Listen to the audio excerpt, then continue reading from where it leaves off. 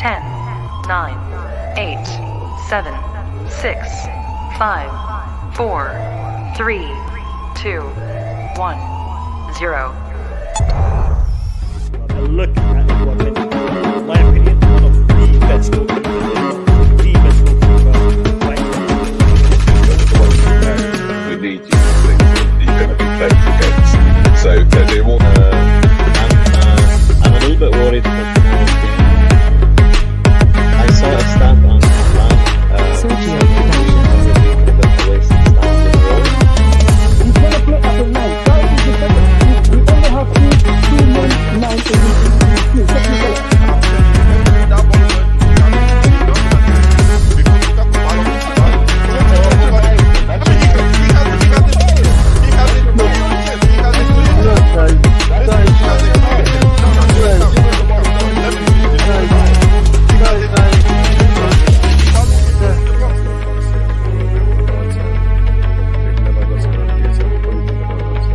People have gone on about if we lose the cup, it could be a bit of a situation. I hope to God it Sergio doesn't. Production.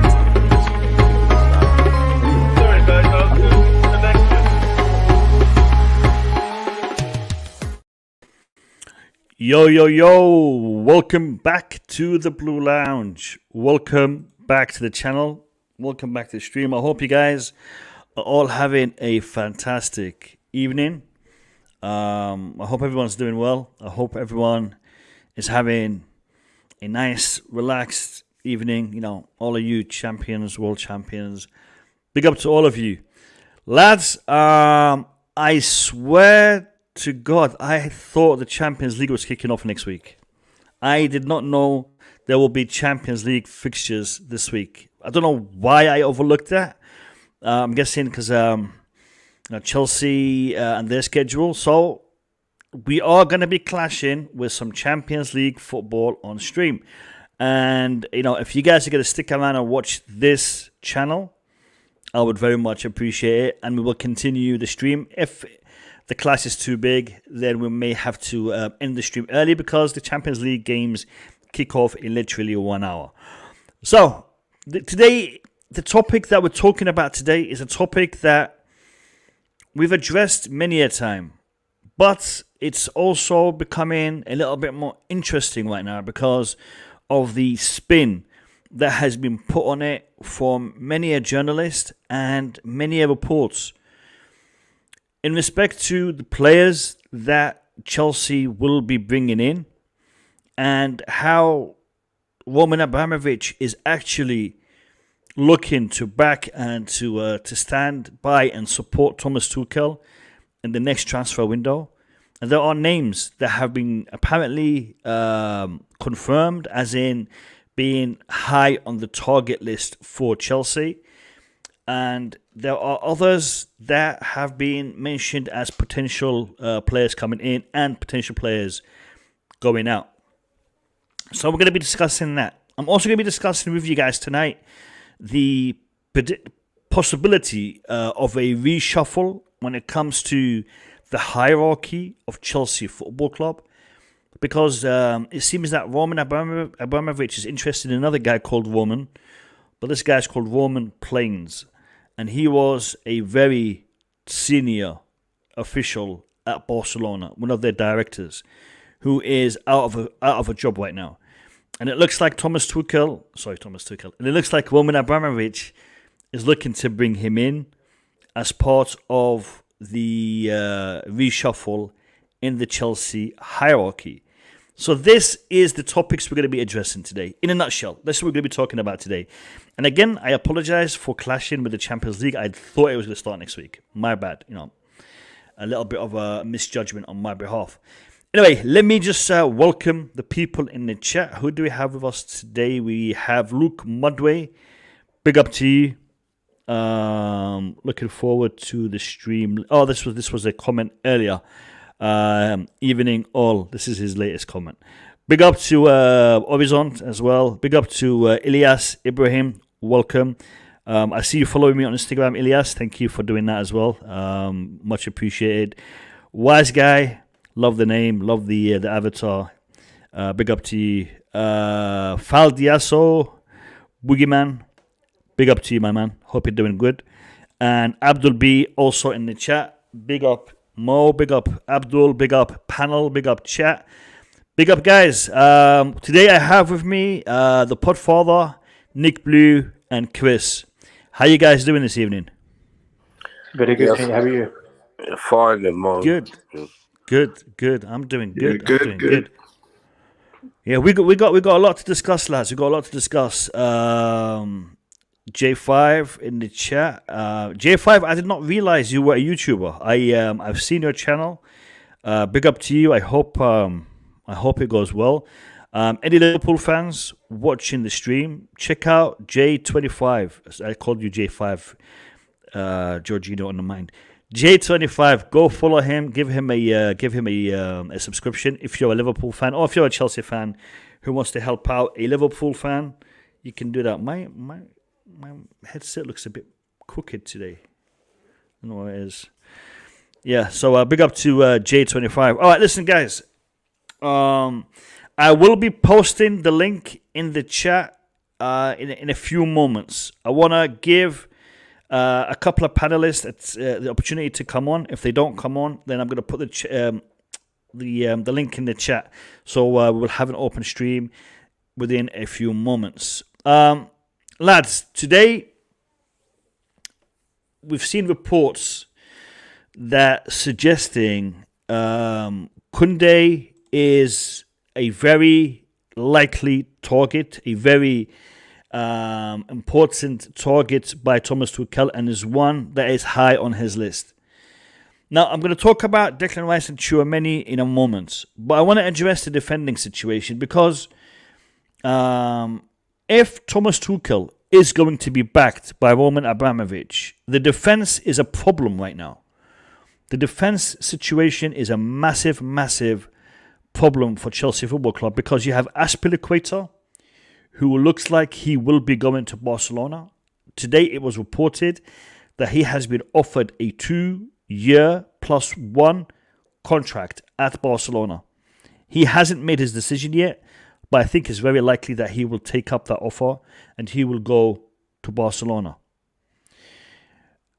Christensen is also being given or has received offers, from what I understand, from Bayern Munich and Barcelona. And it looks like Christensen is not interested in continuing with Chelsea Football Club. Therefore, it is very likely that he is also out of that door. Tony Rudiger has said again, he wants a contract that fulfills his requirements. Again, speculation from various people, various sources. What are the requirements of Rudiger? How much is he really asking for? Because there's conflicting figures. But it looks like Rudiger may stay if we are offering him the right amount of money. Now, as far as I'm concerned, when we're talking about backing Tuchel, we are talking about giving him the best players. Rudiger is one of the best players in the world in the defense. Therefore, you want to bring in Koundé? Go ahead. But don't let Rudiger leave. I think if Rudiger isn't given the contract that he is asking for, that he deserves, then this whole statement of backing Tuchel, as far as I'm concerned, is a false one, because you need to back him by giving him the best players. Currently, Tony Rudiger is one of the best players. Now, I have also seen a report that Chelsea were prepared to pay for Marquinhos from Paris Saint-Germain 80 million euros last summer, with a bonus of 10 million euros coming up after. So a total transfer fee of 90 million euros for Marquinhos. However, Paris Saint-Germain were not interested in any bids for Marquinhos. Therefore, that didn't go through. That didn't happen. But Chelsea were prepared last summer to pay that kind of money for a centre-back. Therefore, we are able to pay that kind of money for a centre-back. Let's tie up in Tony Rudiger. Let's bring in Koundé. And let's look at a possible option in respect to what's the word here? Covering the gap of Christensen and Azpilicueta. I want to get your thoughts in respect to the centre-back situation. How can Chelsea best back Tuchel in defence? Because we're going to do this. Defence, midfield, attack, and then we're going to talk about the administrative hierarchy situation. Let's talk about defence. How can Roman Abramovich back Thomas Tuchel in defence? And guys, it's open to all of you. Boogeyman, welcome to the stream. Hey, yo, thanks for having me. Hello, everybody. I will come in a little and then probably swing off a little. Listen, for the defense, can I go first? Sure. Okay, thanks. I think for the defense, for me, I don't really trust Koundé. I'm pretty sure you all know that. I don't want him at Chelsea. I just don't think he's a good enough for Chelsea. And the question is, how do Roman back Tuchel? By making sure that Rudiger and Christensen stay at Chelsea, because that will give Tuchel less a nightmare. Tuchel knows those two players. He trusts them.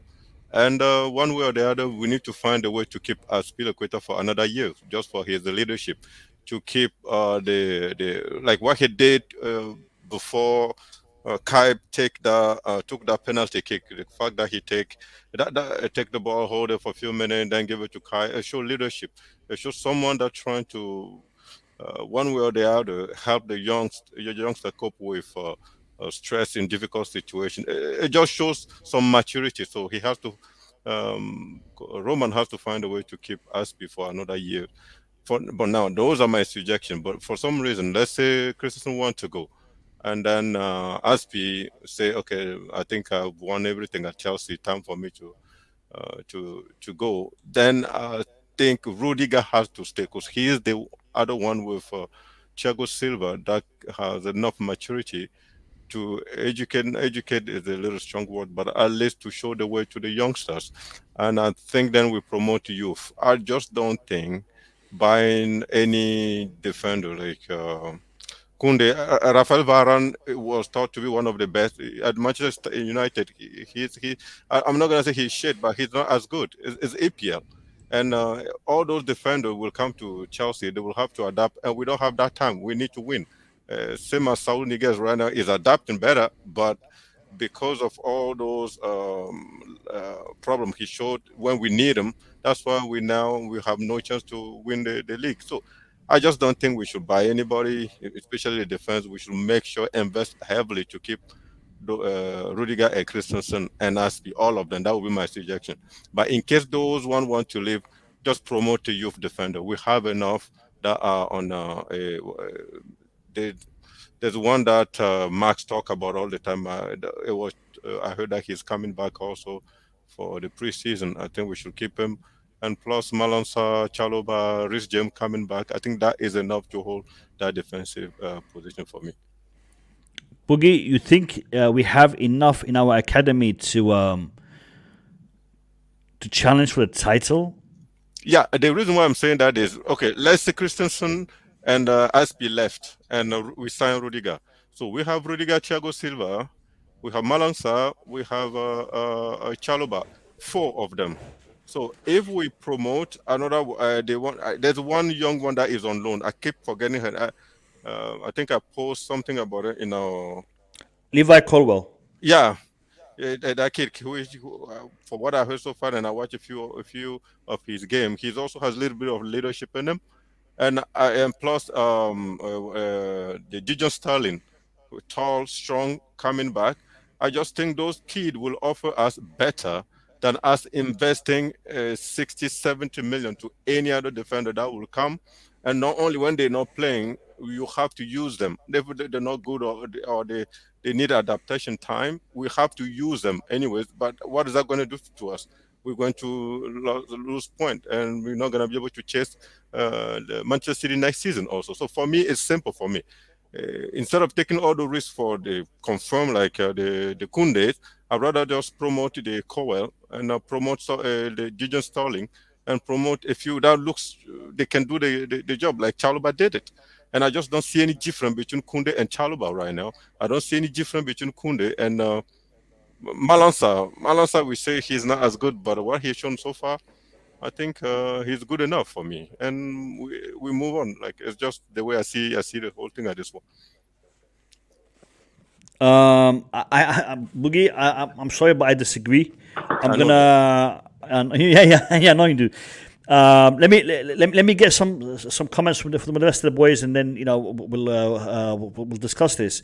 Qasim, welcome to the stream. How are you, my brother? Hi, Amar. Thanks for having me. How is everyone? All right? We're good. We're good. Yeah, very good. Very good. I'm good. How are you? I'm okay. Can I go after Boogeyman? I just want to remember all his thoughts, his great thoughts. Yeah, no. Please. Yeah, let me hear it. Yeah, I just want to say that, Qasim, the reason why you forgot about the Champions League is because you're a dedicated Chelsea man and you only have eyes on Chelsea. That's why you forgot that Real Madrid and PSG were playing tonight. Yeah, I know. Yeah.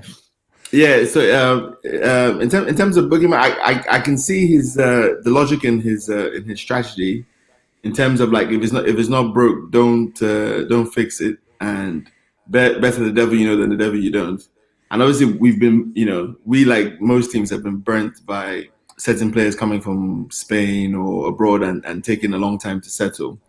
But I think when you take a step back and you look at the season as a whole, I think Christensen has been he's not been as good for me as last year. I think he's regressed a little bit, just a tiny little bit, nothing crazy, but I would say he's probably gone back about 10%. And for me, if you're looking at the season as a whole, Chalobah's had a better season than him, and for me, he's ahead of him in the pecking order in terms of defenders in the team. I think that the formation that Tuchel has, or the plan that he has for next season, is crucial to our recruitment. If we're going to go to a 4 at the back, then you don't need 6 centre backs. It's very unlikely. Like most teams that play 4 at the back, they tend to have 3 really quality centre backs and then 1 youth or like just a journeyman centre back to fill in, which is what most of our rivals do. They don't have 4 world class centre backs that come in and rotate, or 5 or 6 or anything like that. So I think the formation is key in what or the vision that the Tuchel has for next season. If he wants to stick with a back 3, or if he wants to go back to a 4, I think that's key. In terms of Koundé, we've been linked with him for 2 years, so I have to believe that the club are very serious about getting him, and that's a very likely transfer. I think his fee will actually end up being a lot less than what we've been quoted in the news for the last couple of years. I think it'll be closer to 50 million. Just 1 second. In respect to Koundé, how shall I put this? The issue we have is, and you're right, to address the formation, because I think if we are playing predominantly a back four system, then bringing in Koundé alone, losing Christensen, Azpilicueta, I would be content with just bringing in Koundé, because you have Koundé, you have Chalobah, you have Thiago Silva, and you have Tony Rudiger and Malik Sarr potentially. Yeah. So you have a good amount of defenders, and from that point of view, I will also agree with Boogeyman in respect to we don't need to bring in anybody else, but we do need to bring in Koundé. Yeah. However, if we are not going to stick with that type of formation, then Koundé is not enough, because we are losing 2 key defenders, and we're only going to be bringing in 1. And on top of that, we are looking at Azpilicueta, who covers 2 positions, right back / wing back, as well as a centre back. Therefore, there is another potential position that needs to be covered. So, the formation and the strategy is key in determining who to bring in and how to go about bolstering our defenders. And sorry to interrupt you. I just wanted to say that. No, it is, and also I think the manager would adapt it. Let's just say we wanted 2 centre backs, but we could only get one, I think that would automatically mean he has to go back to a 4. Like he would just have to do that. Yeah. That would just be the state of play. I don't think he would force it and still go with the 3, even though we have no defenders at the bench to bring on or whatever. So I think even the market could affect the way we end up playing next year. It might not be our choice. It may just be the situation that that it leads up to. So in terms of defenders, are we talking about the wing backs as well, or you want to leave that to address that because that is the back line. So if you want to address that, go ahead. So for me, I think obviously I've heard reports of Alonso said he's going to run down his contract and pretty much stay. He's not looking to leave anytime soon. So it's going to be pretty hard to shift him. So unless let's try to basically just ready to write him off and just have him on the bench for the whole season and not use him. I think he's still going to have to be integrated into the squad into some point. But I still think we need a backup left wing back. And if Aspi goes, then you definitely need a right wing back as well, or right back. So that's what makes me think we're not going to get 2 centre backs or 3 centre backs, because there are other positions that need filling. And I think to compete on all fronts, a fullback is probably more needed for me. Fullback, wing back. You see, for me, it's the situation that we're in right now. We're lacking for cover for both Reece James and Ben Chilwell. Let's be honest. Ben Chilwell and Reece James, we don't have anyone to cover for them. Yeah. Azpilicueta leaving has made that hole even deeper, because Azpilicueta can play on both left and right hand side. He's a little bit limited in what he can do, but he can do both positions. Him going has made that hole bigger. So we need to not only get potentially a centre back, but we potentially need to also get a left back and a right back. Yeah. So I don't know. Yeah, it's tough. I don't know if everything can be done in one summer. That's the problem. See, that's the thing. Talking about backing Tuchel, yes, we're gonna back Tuchel, but do you know how much we need to make this team? Because I remember I was on Qasim's Q&A TV, I think a few days ago, and we talked about what does Chelsea need to move forward, and me and Qasim agreed that we need about 4 or 5 players. But after that stream, I was thinking about it, and I'm thinking at least 5 players, at least, because in actual fact, we need to bring in 3 defenders, 2 wide, 1 central, at least. We also need to potentially bring in 1 top-class midfielder, and potentially 2 attackers, a striker and a winger. Not just a striker and a winger. Now, I know people are going to be talking about Armando Broja. Chelsea are in the business of making money. We're in the business of selling players. Let's be honest. Academy lads, when people are knocking on the door and they're offering 40, 50 million for an academy player, Chelsea are going to sell. Armando Broja, great player. But if people are knocking on our doors and they're saying, look, we'll give you 50 million for him, 45 million for him. I mean, we did it with Tammy Abraham, and he was part of the team. Armando Broja isn't even part of the team yet. So if they're going to be offering us that money, we're going to sell him. So if we're going to sell him, we're going to need to get another striker. I mean, Lukaku alone isn't doing it. Timo Werner is going to be going. And I know I've kind of jumped a few barriers here, because we said we're going to be talking about the defense first and then we'll move forward. But it's a big issue. It's a big issue. Would you consider if Emerson comes back and just say, okay, just for 1 season, because we can't get Alonso, and Alonso doesn't want to leave until the end of his contract? Would you be? Yeah. If we say we're going to get a proper right back and right wing back, but Emerson is going to be the backup to Chilwell, would you be happy with that? Would I be happy with Emerson being the backup? Yes. Can I say something? Difficult. Alonso go ahead, Boogie. Alonso bench. Sorry. Oh no, I think the other people didn't talk, but I just want to say Alonso bench Emerson, and we don't like Alonso. So not me particularly. A lot of Chelsea fans think Alonso is too limited, right? So I don't see why now we will take Emerson to be No, but not us, but the coach might have had a year to work with Alonso and think, you know what, this guy is not for me. Like, you helped me last year when I needed experienced guys to come in and adapt to the system quickly. But then I've looked at your game and like you're a liability. You can't defend. But So, Emerson can't even defend either. Emerson is the worst between all our left wing backs. yeah, but that's the thing, Boogie. There's no perfect team. People look at it. It's like Man City. They don't even have a recognized left back. You know, one of their left backs is in prison, and the other left back is not a left back. You know, so, yeah. My point is, do we just keep Alonso then? Because if you give me the choice between Alonso and Emerson, I will keep Alonso. No, Alonso has said he's not going anywhere. He's going to see the rest. Then Emerson, we have to sell Emerson then and keep Chilwell. If Chilwell can come back earlier, or if he is fit, I'd rather have Alonso as a Chilwell backup. If Chelsea want to invest in that position, then let's go find. I will agree with that. I mean, I will agree with we buying a left wing back, investing in that position. But center back, I just don't think we need it. With Cowell, with all those guys that we have, I think that's far enough. And the other thing is, I'm confident that Tuchel is always going to play formation, Boogie. Yeah, Boogie, formation. 3-4-3. Formation. No. If we're playing 3-4-3, then Koundé alone is not enough.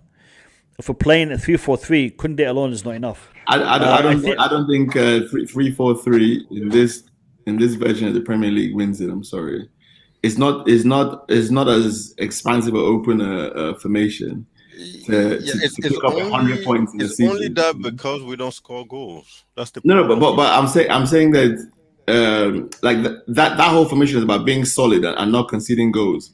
And yes, defense does win championships in most cases. But if the average point total to win this league is 100 points, which it has been for the last 2-3 seasons or whatever, let me a whole lot of games. Let me get some perspective. Let me hear from Chris and from Qasim on this. Where would you guys stand? I mean, Boogeyman says we don't need to bring in a lot of players. We can depend and rely on the academy. Podfather, he's identified gaps that needs to be addressed. Nick, you're having connection issues. I can see you in the backstage, but I can't bring you on. Your connection is not stable, so try again.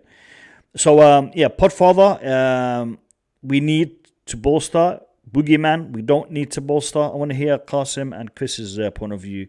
And we're talking for now defense. We're gonna do defense, midfield, and attack. So, how can we back Thomas Tuchel in improving our defense next season?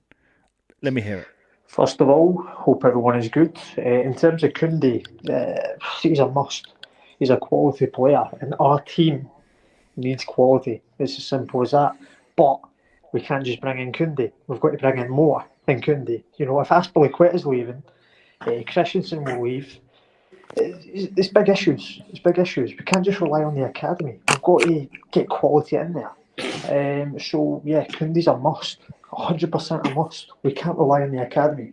And if Tuchel wants him, we've got to back him as well. But this is the issue. We're taking one step forward, 2 steps back with the amount of players that are leaving. You know what I'm saying? So it's difficult. It's a difficult one. I mean, we've got a lot of players moving out. You got Christensen is on the way out. You got Azpilicueta on the way out. Rudiger potentially on the way out. And you see, this for me is the biggest problem. If we lose Rudiger, we are in trouble. We are in serious trouble. Can I say something quick though? Like just before, like you said, we know Christensen is on his way out. I just don't believe that yet. I'm not sure because I haven't seen anything that suggests that Christensen is on his way out. Have you seen anything that suggests he's going to stay? Yeah, because he kept what I read in the news from Christensen group. He said he's happy at Chelsea and he's happy to stay at Chelsea. So he hasn't said, okay, I'm done. I won pretty much everything I want. I can possibly win. And I'm out of the Chelsea team. He hasn't said anything like that. Same thing with Rudiger. And even Aspi, last time the interview, he said it's not time to talk about anything. We're here to win this, and there's still a lot of game to play. And it's coming up to March. Don't even sign any contract. I'm going to paraphrase. I'm not sure what Rudiger said today. In regards to the exact quote, but he said something along the lines, Chelsea need to offer me the right contract and I will sign it. Something along those lines. I'm paraphrasing. Okay. So he has given an ultimatum in respect to Chelsea. Azpilicueta, on the other hand, Chelsea are waiting for his response because he said he is thinking about it. He's received an offer from Barcelona and he's thinking about it. As far as I know, Christensen has said that he will not be signing. I don't think so. I haven't. Christensen's at the door. Also, if you're Christensen and you think Koundé is coming in, there's only one position he's coming in to take, and that's yours. It's not coming into Rudiger's position or to Thiago Silva. So he may just think, you know what, I'm not trying to be here and be fighting for my position after I've been, playing all these years to try and get my way into the team. I'm just gonna go somewhere else. Yeah. So I don't. Let me, guys. I want to hear from everyone first, and then we'll discuss it because I want to give everyone a chance to express their perspective and their point of view. Let me hear from Qasim, then we'll go to Nick Blue, and then we'll open the discussion for the centre backs / defending aspect. Go on, Qasim. Let me hear it. Well, obviously the recent news is I think Chelsea interested in Koundé for 60 million. I think, but look, I think the left back is bothering me. I think Mia in my stream, I think me and Blue Eyes, Fresh People and Cruz spoke about this guy, and a month later, Chelsea were interested. So Chelsea board must watch my channel somehow. I'm only kidding though. Coquerella, for Brighton. Yeah. Me and Blue Eyes will always bang about this guy. And 23 years old, Spanish international. He's attacker minded. He's defensive minded. He's got everything really. And Chelsea recently been interested in him. So I think he's a very, very good signing if we can get him. Regards Koundé, look, it's all down to the budget more. How much we're gonna give Tuchel, isn't it? We cannot sign everyone, so we've got to be clever about it. I think if we got Coquerella in that left-hand side, because look, logically speaking, Ben Chilwell is going to be always injured, right? He's injury prone. I said it 100 times. He's injury prone, like it or not. Reece James is always injured as well. I think we need someone there, especially if it's Azpilicueta will go. I will get Livramento from he's a Chelsea player. You have to be 35 million. We'll get him back. He's going to be 20 to 21 years old. He had 1 year. Had a fantastic extra time with Southampton. And regard Koundé in the middle. Look, that is the deal for me. That's how I look at it. We'll get a versatile player. That is Declan Rice. Declan Rice we saw out in the middle, and he saw out the back. We'll go to Declan Rice and Shermani in No. I'm not addressing the midfielder. I'm addressing Declan Rice. He can play as a centre back as well. I'm not saying Declan Rice is in the middle. Definitely. No, Declan Rice actually started as a centre back and then moved into midfield. Yeah. So he's definitely able to do that. Yeah. So and instead paying 100 for Declan Rice and 60 for Koundé, we got one player for 100 million, which he can play the both sides, which is midfielder and the centre back. So the priority is the left hand side being sorted by Coquerella and the right hand side by Livramento, and both in the early 20s was a good business for me, and they're both attacking minded. And you need to understand, Tuchel's favorite formation is 4 in the back. That's why he used to play for PSG and Dortmund most of the time. So I think he's playing 3 in the back, which i.e. 5 in the back, because he's uncomfortable with it, the personnel he's got. I don't think maybe he thinks he's not good enough to play 4 in the back. Maybe. I'm talking inconsistent. So he needs the players he thinks he can play 4 in the back. It goes more attacking. So I think Coquerel on this side, Livramento this side, Declan Rice can play here and can play there. So that is a cheap business and good business to me. Obviously, when we're going to go to the midfielder and the striker, I'm going to come to that as well. But that is the back to me.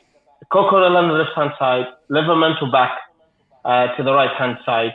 And because I'm telling you now, Reece James and Ben Chilwell, they are a bit injury guys. So correct me if I'm wrong. So yeah, that's what I want to say. All right, sweet. Boogeyman, I'll address what you've said in the private chat after I hear from Nick. But I see what you mean. Nick, how can we support Tuchel in defense moving forward? Yeah, first of all, I'd like to say about Azpi, it looks like he's going. The Barcelona offered him a 2-year contract plus another year after that. Yeah, and I think he's going to take it because he wants to play for Spain in the World Cup, which will be his last. So he's going. I can't, no way he's going to stay at Chelsea.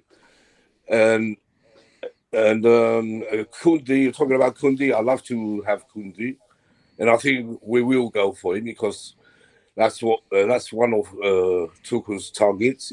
It's been for a long time, and I'm sure he'll be coming in the summer.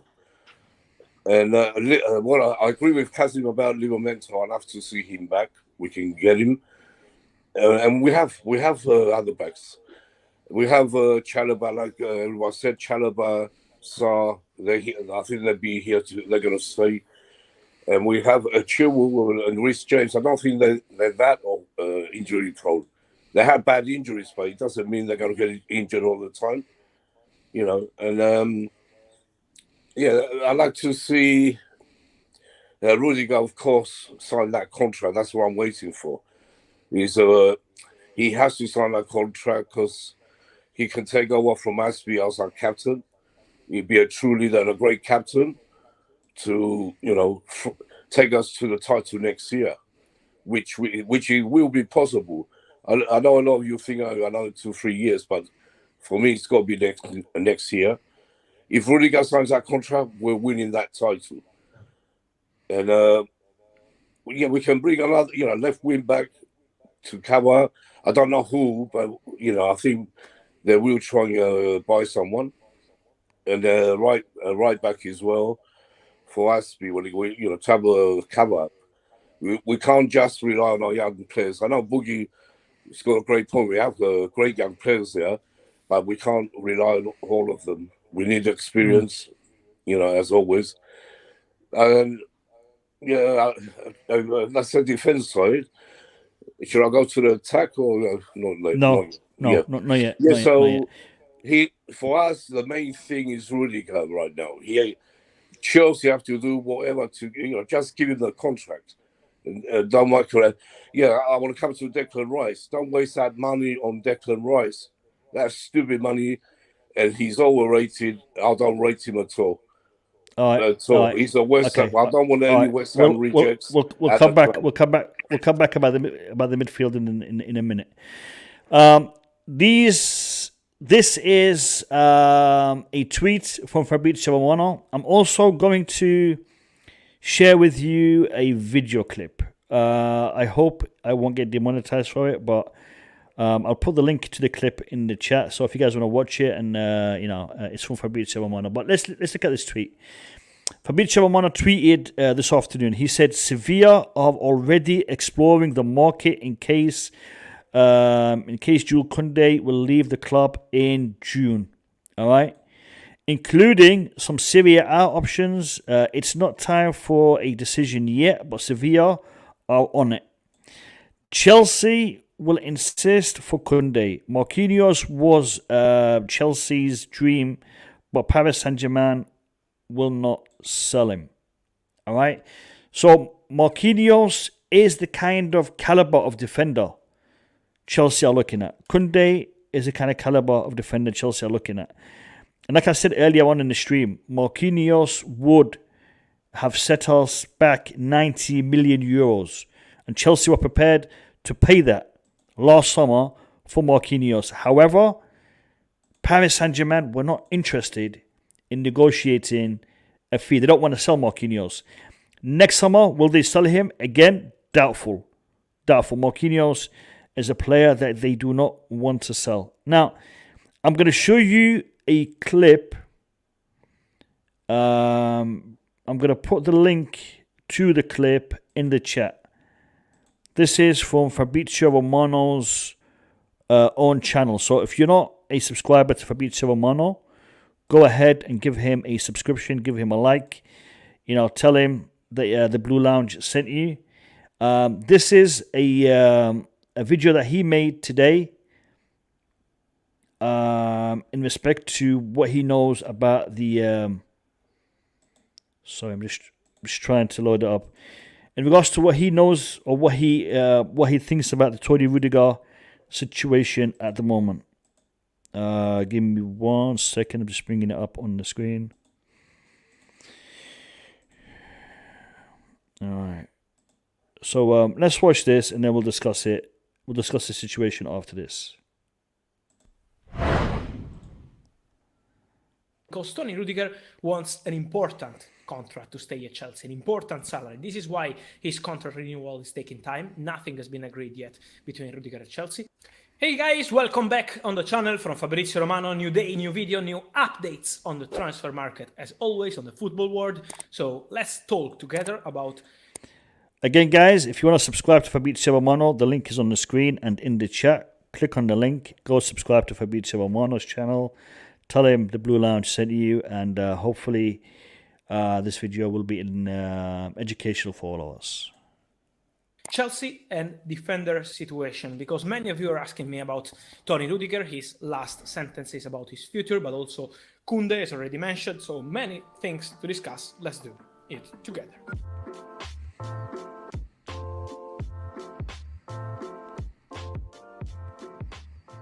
And so guys, talking about Chelsea, it's important to clarify the first point. Congrats to Chelsea, champions of the world. They're doing incredible with Thomas Tuchel. Since he arrived and he replaced Frank Lampard, they're doing something unbelievable. They won the Champions League. They're performing at top level as always in Premier League and won this World Champions Cup. So really congrats to Chelsea. But we have to add that now the key point is about the defense for Chelsea looking for the summer. Why? Because Tony Rudiger, in his last interview after his fantastic game with Palmeiras, he said, I'm happy here, I'm happy at Chelsea, and I can confirm, guys, that Rudiger is really happy with Chelsea, with the atmosphere, with the fans, with the teammates, with Tuchel in particular, the manager, who trusted him when Chelsea were prepared to loan him out 1.5 years ago. So Rudiger is really happy at Chelsea.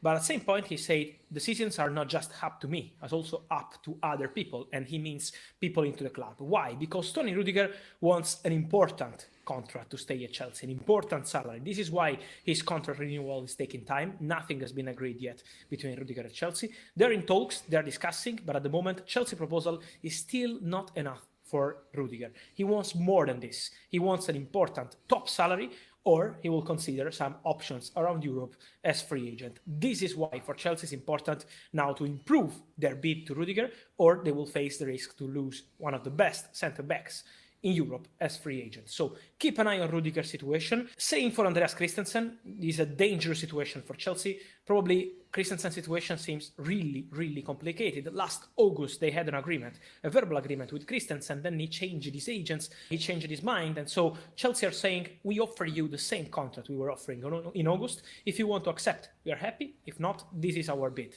And this is why Christensen is exploring the market with his agents. He received many approaches.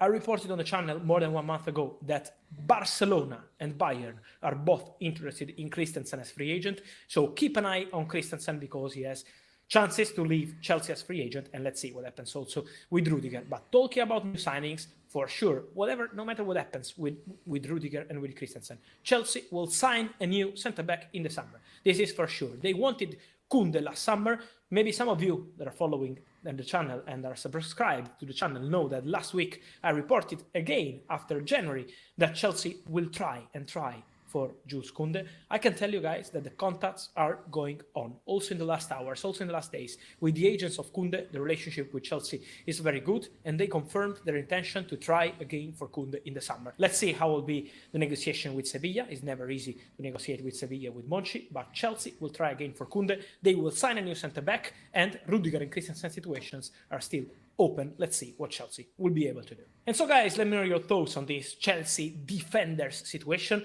What should they do with Rudiger, with Christensen, and also with Koundé as main target? I wait for your comments, I wait for your idea. Again, congrats to Chelsea for being world champions, and important guys, remember to subscribe to the channel. It's Champions League week, but we have many transfer market updates every single day with new video and new contents. I wait for you here on the channel. Remember to turn on the notification bell so you will not lose any video, and to like this video. See you soon. All right, like Fabrizio said, subscribe to this channel. no, subscribe to his channel. So the link is there for Fabrizio Romano's channel. Go subscribe to it. So Hold on. let me just say something. Hold on. 1 second. Hold on. About this for Hold this, on. fraud. All right, let me just. Fraud. Everything. Okay, guys, go subscribe to Fabrizio Romano's channel. Go show some love, and tell him the Blue Lounge have sent you. We have just used his content on here. I've put a link to his video in the chat. All right, now let me hear what Nick wants to say. I just want to say, you remember what he was saying before about Rudiger? Not long ago, like how he's definitely gone. He's gone. This guy doesn't know what he's talking about. I wouldn't trust him with Listen. What happened there? Nick, listen, brother. He's a journalist. He is one of the most connected journalists out there. He is going to make a mistake every now and then. He made a mistake with Romelu Lukaku. In hindsight, I wish it wasn't a mistake, because he said he was untouchable. He wasn't. All right, so people make mistakes. We can't say that he is a fraud. He is this. He is that. No. Fabrizio Romano is one of the best. Before, I don't trust no journalists. Not one of them. Nick, you're really going to have to stop doing that, man. You're really going to have to stop doing that. We will give Fabrizio Romano his flowers. The man is one of the best connected journalists out there. And, we'll always keep following his reports, his stories. Because if you want to get an insight into the transfer market, you can do a lot worse than Fabrizio Romano. So, big up to Fabrizio. All this fake news analogies that people are using, if it's that you don't like, you got to call it fake. Let's not go down that path. Let's just listen to reporting and judge it on its merits. If it's a good report, it's a good report. If it's a bad one, it's a bad one. But journalists are going to make mistakes. Okay. All right. I wanna get your insight into what you guys have just heard from Fabrizio Romano, and if we've all heard what everyone else on the panel has said in respect to the defensive situation. What do you think is what you guys want to see happen? What do you think is actually going to happen? Mo, as he was talking, I also just realized, that even though people, nobody's mentioned it here today, and I myself didn't mention it at the beginning. We are relying on a 37-year-old center defender who, could pick up an injury, and as he's unbelievable, one of the best in the world. But age catches up with everybody, as we've seen with Cristiano Ronaldo this season.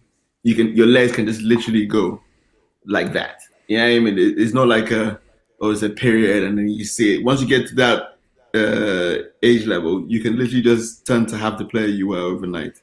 So that's another reason why we need backup. We're not talking about 3 young spring chickens here. We're talking about players going into their 30s and a 37-year-old.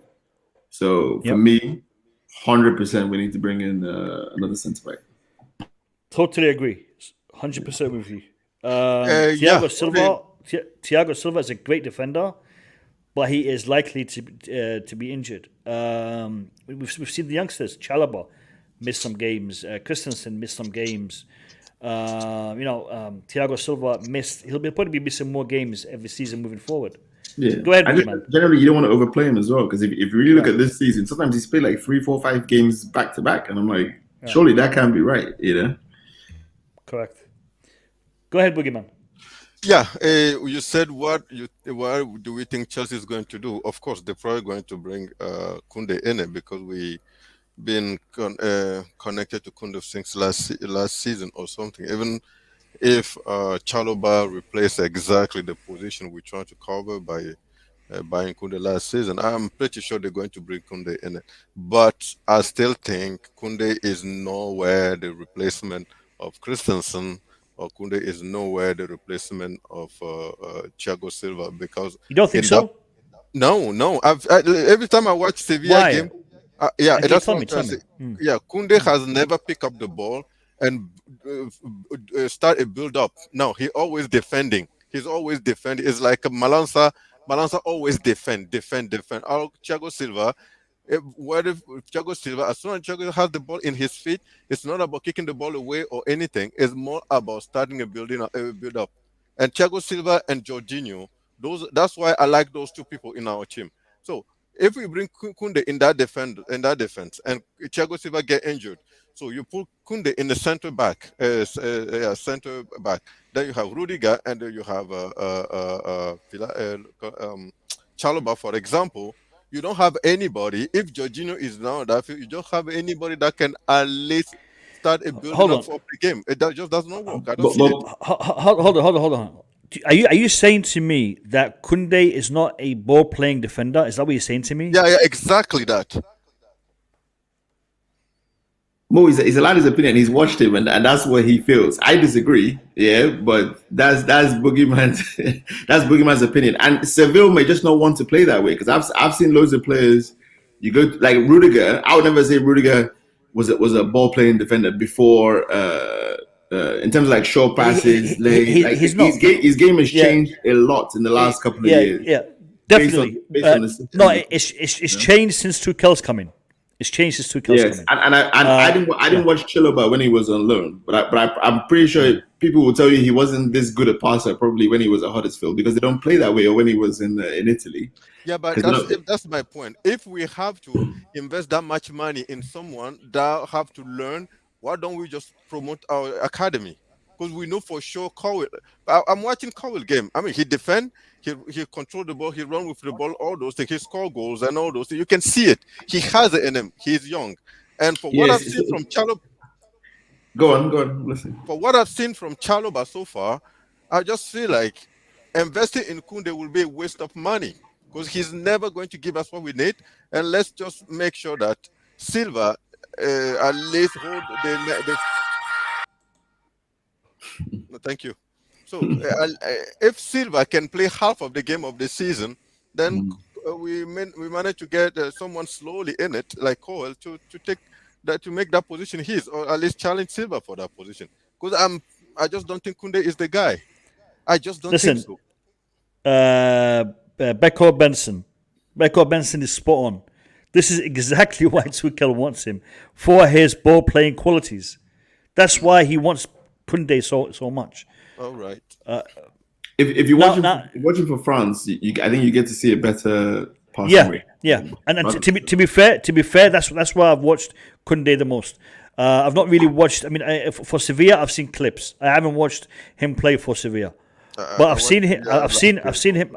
Yeah, I've seen him play for France, and for France, he is a defender that can play from the back. Beko, thank you for the super chat, mate. Much appreciated. I saw Qasim smiling, man. He wasn't too convinced to what he was hearing, man. Let me hear what you got to say, man. Qasim play football in the kitchen. You understand why he doesn't understand my terminology? He plays it in the kitchen, plays it in the bedroom. He can play wherever he wants to play it, man. Scoring goals. You get me? Listen, buddy, man. What did I say?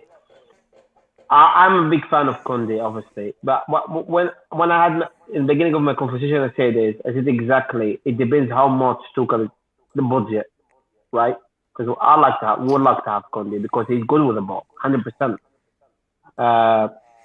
But as I said to you, if we have a big budget, you can get Kunde, and listen, we're gonna go forward to the midfielder. We definitely need midfielder. I think the issues in the midfielder, not in the back. That's how I see it. People don't say that. I see the issues in the midfield. Games won or lost in midfielder. So we're gonna come to this. Look, if I'm not a big fan of Christensen, I'm not gonna lie, right? For him to go, I'm not bothered about that.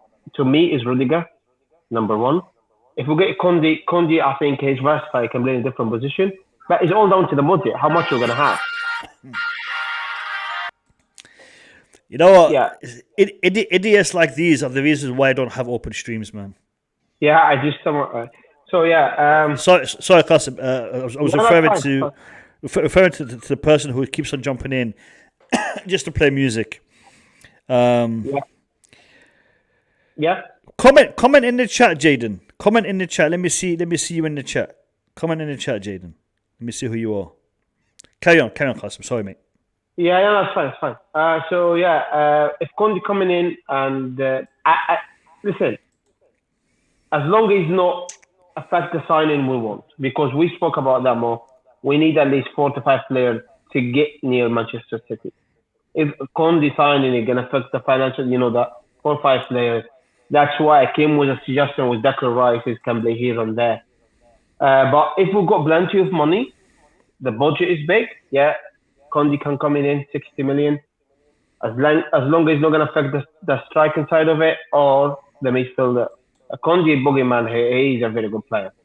He's a good player. He's good with the ball. And I think Tuchel looking for players good with the ball because he likes to start from the back, right?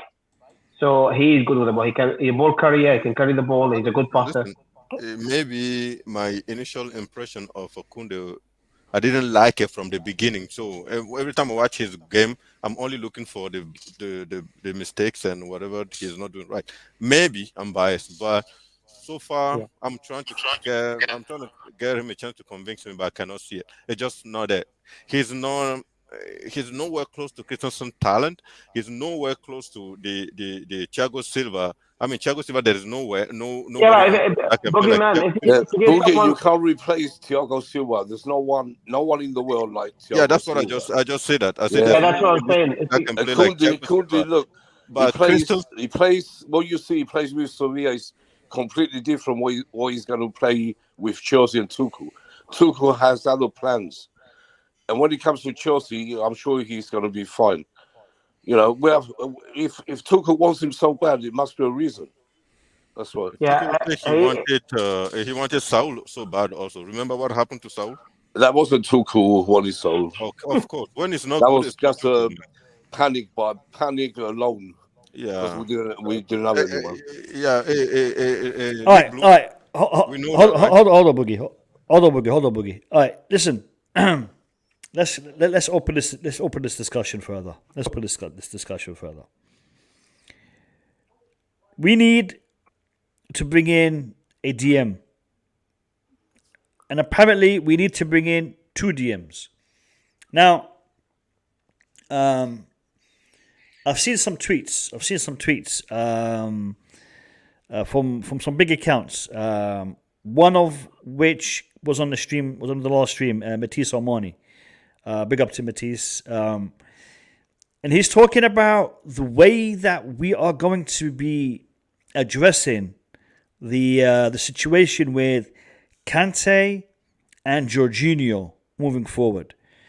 Because we're talking about Tchouaméni and we're talking about Declan Rice. But we're not talking about Jorginho and Kante. Because they are both getting long in the tooth. They are both getting old. They're 29, 30. So, are we extending their contracts? I mean, I think Kante, his contract expires in 2023, summer 2023. So, what are we doing in respect to them? What are we doing in respect to their replacements? Now, we're talking about Declan Rice and Tchouaméni, both fantastic players, and both will cost us an arm and a leg, because we're all looking at Declan Rice and we're thinking, every year that goes by, West Ham will probably end up selling him for cheaper. Not necessarily, because right now, Declan Rice, every year that goes by, is playing better and better and better, and he's showing what he's all about. And right now, we're going to be competing for a signature with Man City, Man United, among others. So West Ham can keep that price quite high, because we all know what Man United do. They don't barter or haggle. What do you want? 80 million? Here's 90. What do you want? 90? Here's 100. That's how Man United do business. Okay. Man City, they don't have a problem paying these kind of figures. And Chelsea, we know Chelsea like to get a good deal. Now, Declan Rice, his heart is with Chelsea. He wants to come with Chelsea. And this is not me saying it. This is not the fan base saying it. He's actually said it many a time. How much respect and love he has for this club. So we're going to be paying all that money to get these two guys in, because Tchouaméni, he's not cheap. All right, Nick, I'm sorry, mate. I'm going to have to get you off the stream. It's just it's getting too annoying. Too annoying, Nick. I'm sorry. Declan Rice, Tchouaméni, Koundé, and we still haven't really addressed the problems that we currently have. Wing backs, attack. So, what is Chelsea going to do? Tell me what Chelsea is going to do. Can I answer that? Or Yeah, please, go ahead. Right, listen, I'm not going to tell you what Chelsea going to do. I'm going to tell you what I'm going to do. That's why I should be working in the Chelsea board, okay? Let me hear it. Okay, right. Me personally, I will sign Declan Rice and Bissouma. Bissouma's only got 1 year left in his contract. You know me more. I was banging about Bissouma for, last season now? Bissouma's got 1 year left in his contract, so he will come cheap, okay? Bissouma can play box to box, and he can stay. And Declan Rice, he can play. No, Declan Rice, he can vote a position for Declan Rice. He can play anywhere, the guy. And that's why it's a City and United. If we're not moving quickly, I think Manchester City, you're interested in him. Because Fernandinho, I know Rodri is there, but they're going to need a backup, and I think Declan Rice can play in different positions. And we know Guardiola likes playing in different positions. You got what I'm saying? So we need to move very quickly. That is my alternative. If we don't have a big budget, I guess it's all down to the budget, right? If we cannot, I'm not a big fan of too many, because I'm not gonna lie, I don't want to foreign player too much, because they're not proving the potential. They have to get unsettled. Fabregas likes him though. Fabregas likes him a lot. Well, yeah, Fabregas can like him as much as he wants. You got what I'm saying? But what I'm trying, the reality, what I can see is that I test it more. I can see Bissouma doing it here week in, week out. Bissouma gets man in the match against Chelsea, City, and Liverpool. Bissouma can run show, mate. So Bissouma's got 1 year left in his contract, and Declan Rice is going to cost us some money. It's simple as that. And that even is tough up. And that has our midfielder sorted out. If you want to, and going forward as well, I'm going to extend that. We want to Gallagher back. So players need to go. And I'm not going to go for the front line. We'll stick with the midfielder. So that's my two choices. No. Tell me about your front line as well. Tell me about your front line. Yeah. I think Hakim Ziyech has gone for me. He plays 8 in the left hand side. I think Gallagher can play there. And we've got Mason Mount. We keep Kai Havertz, and we've got to review Pulisic's situation, right? Because Pulisic as well is injury prone. We need to know what we're going to do with him. And Lukaku's got to go for me. Lukaku's not going to do it for us, my man. That's my opinion. If we're going to sell him... Lukaku going this summer, we're going to have to take a big hit on Lukaku, a massive hit on Lukaku. Well, but the issue is more if Chelsea fans and the Chelsea community, every time he's not playing well, if saying falling out with the manager, blah blah blah, it would cost even more, and he's getting 350 grand a week. It's going to be difficult. It's got to be gone, mate. I don't think it's not for us. I seen it from day .1. It's not for the struggle. It's not going to get. It's not for me, man. We need to get Haaland, bro. We need to get Haaland. Lukaku gone. Haaland is back here. I think Gallagher should be here. This isn't realistic, Qasim. I mean, Koundé, Tchouaméni, Bissouma, Haaland. I don't want too many. I said that the midfielder is. Sorry, Declan Rice, Bissouma, and Koundé. Yeah, but still, it's a lot. It's a lot for one transfer window. I mean, Haaland by himself. It's a massive transfer. But think about it. If Ziyech gone, if it's Lukaku gone, right? It's a lot of players need to look more.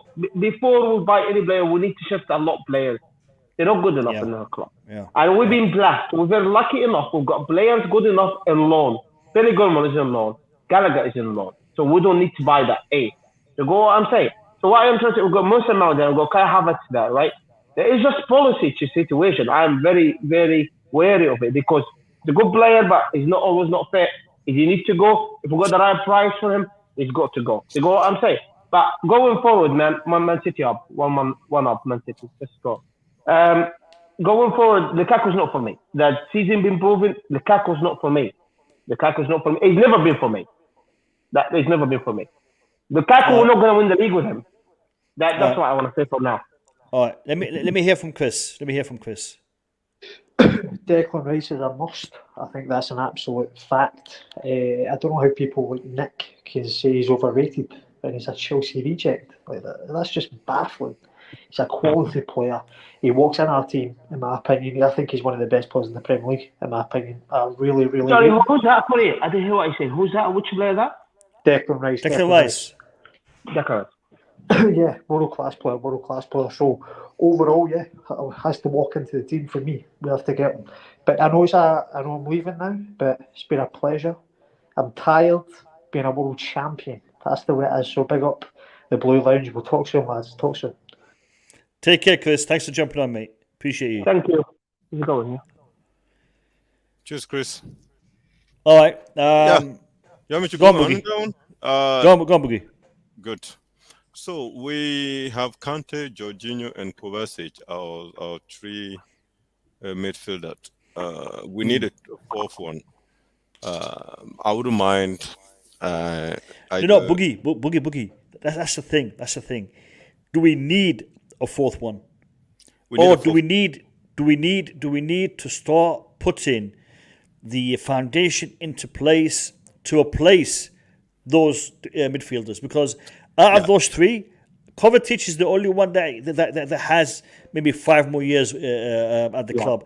The rest, they really have like 2, maybe 3 years, but not at full potential because once you're past 30, you're going to decline. Great players, Jorginho, great player, Kante, great player, but they're not going to be giving Chelsea the performances and the benefits of their their previous years. It's going to be declining. So bringing those players in, the Bissouma, Tchouaméni, Declan Rice, all these names that have been mentioned, you need to bring them in order to hand over, the mantle, the responsibility. And we talked yesterday, was it day before yesterday?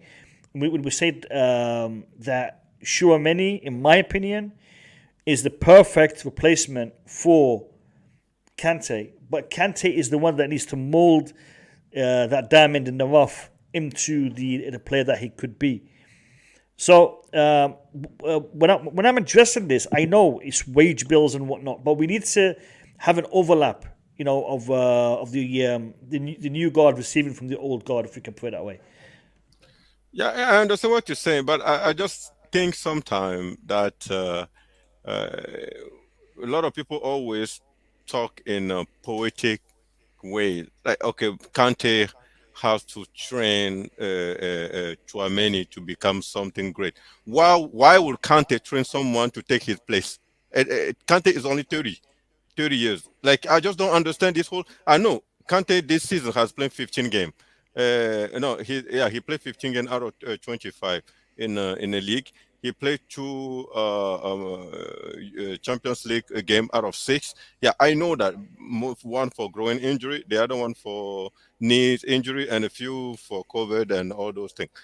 He hasn't had any surgery that much. So for me, the way I see the situation is simple.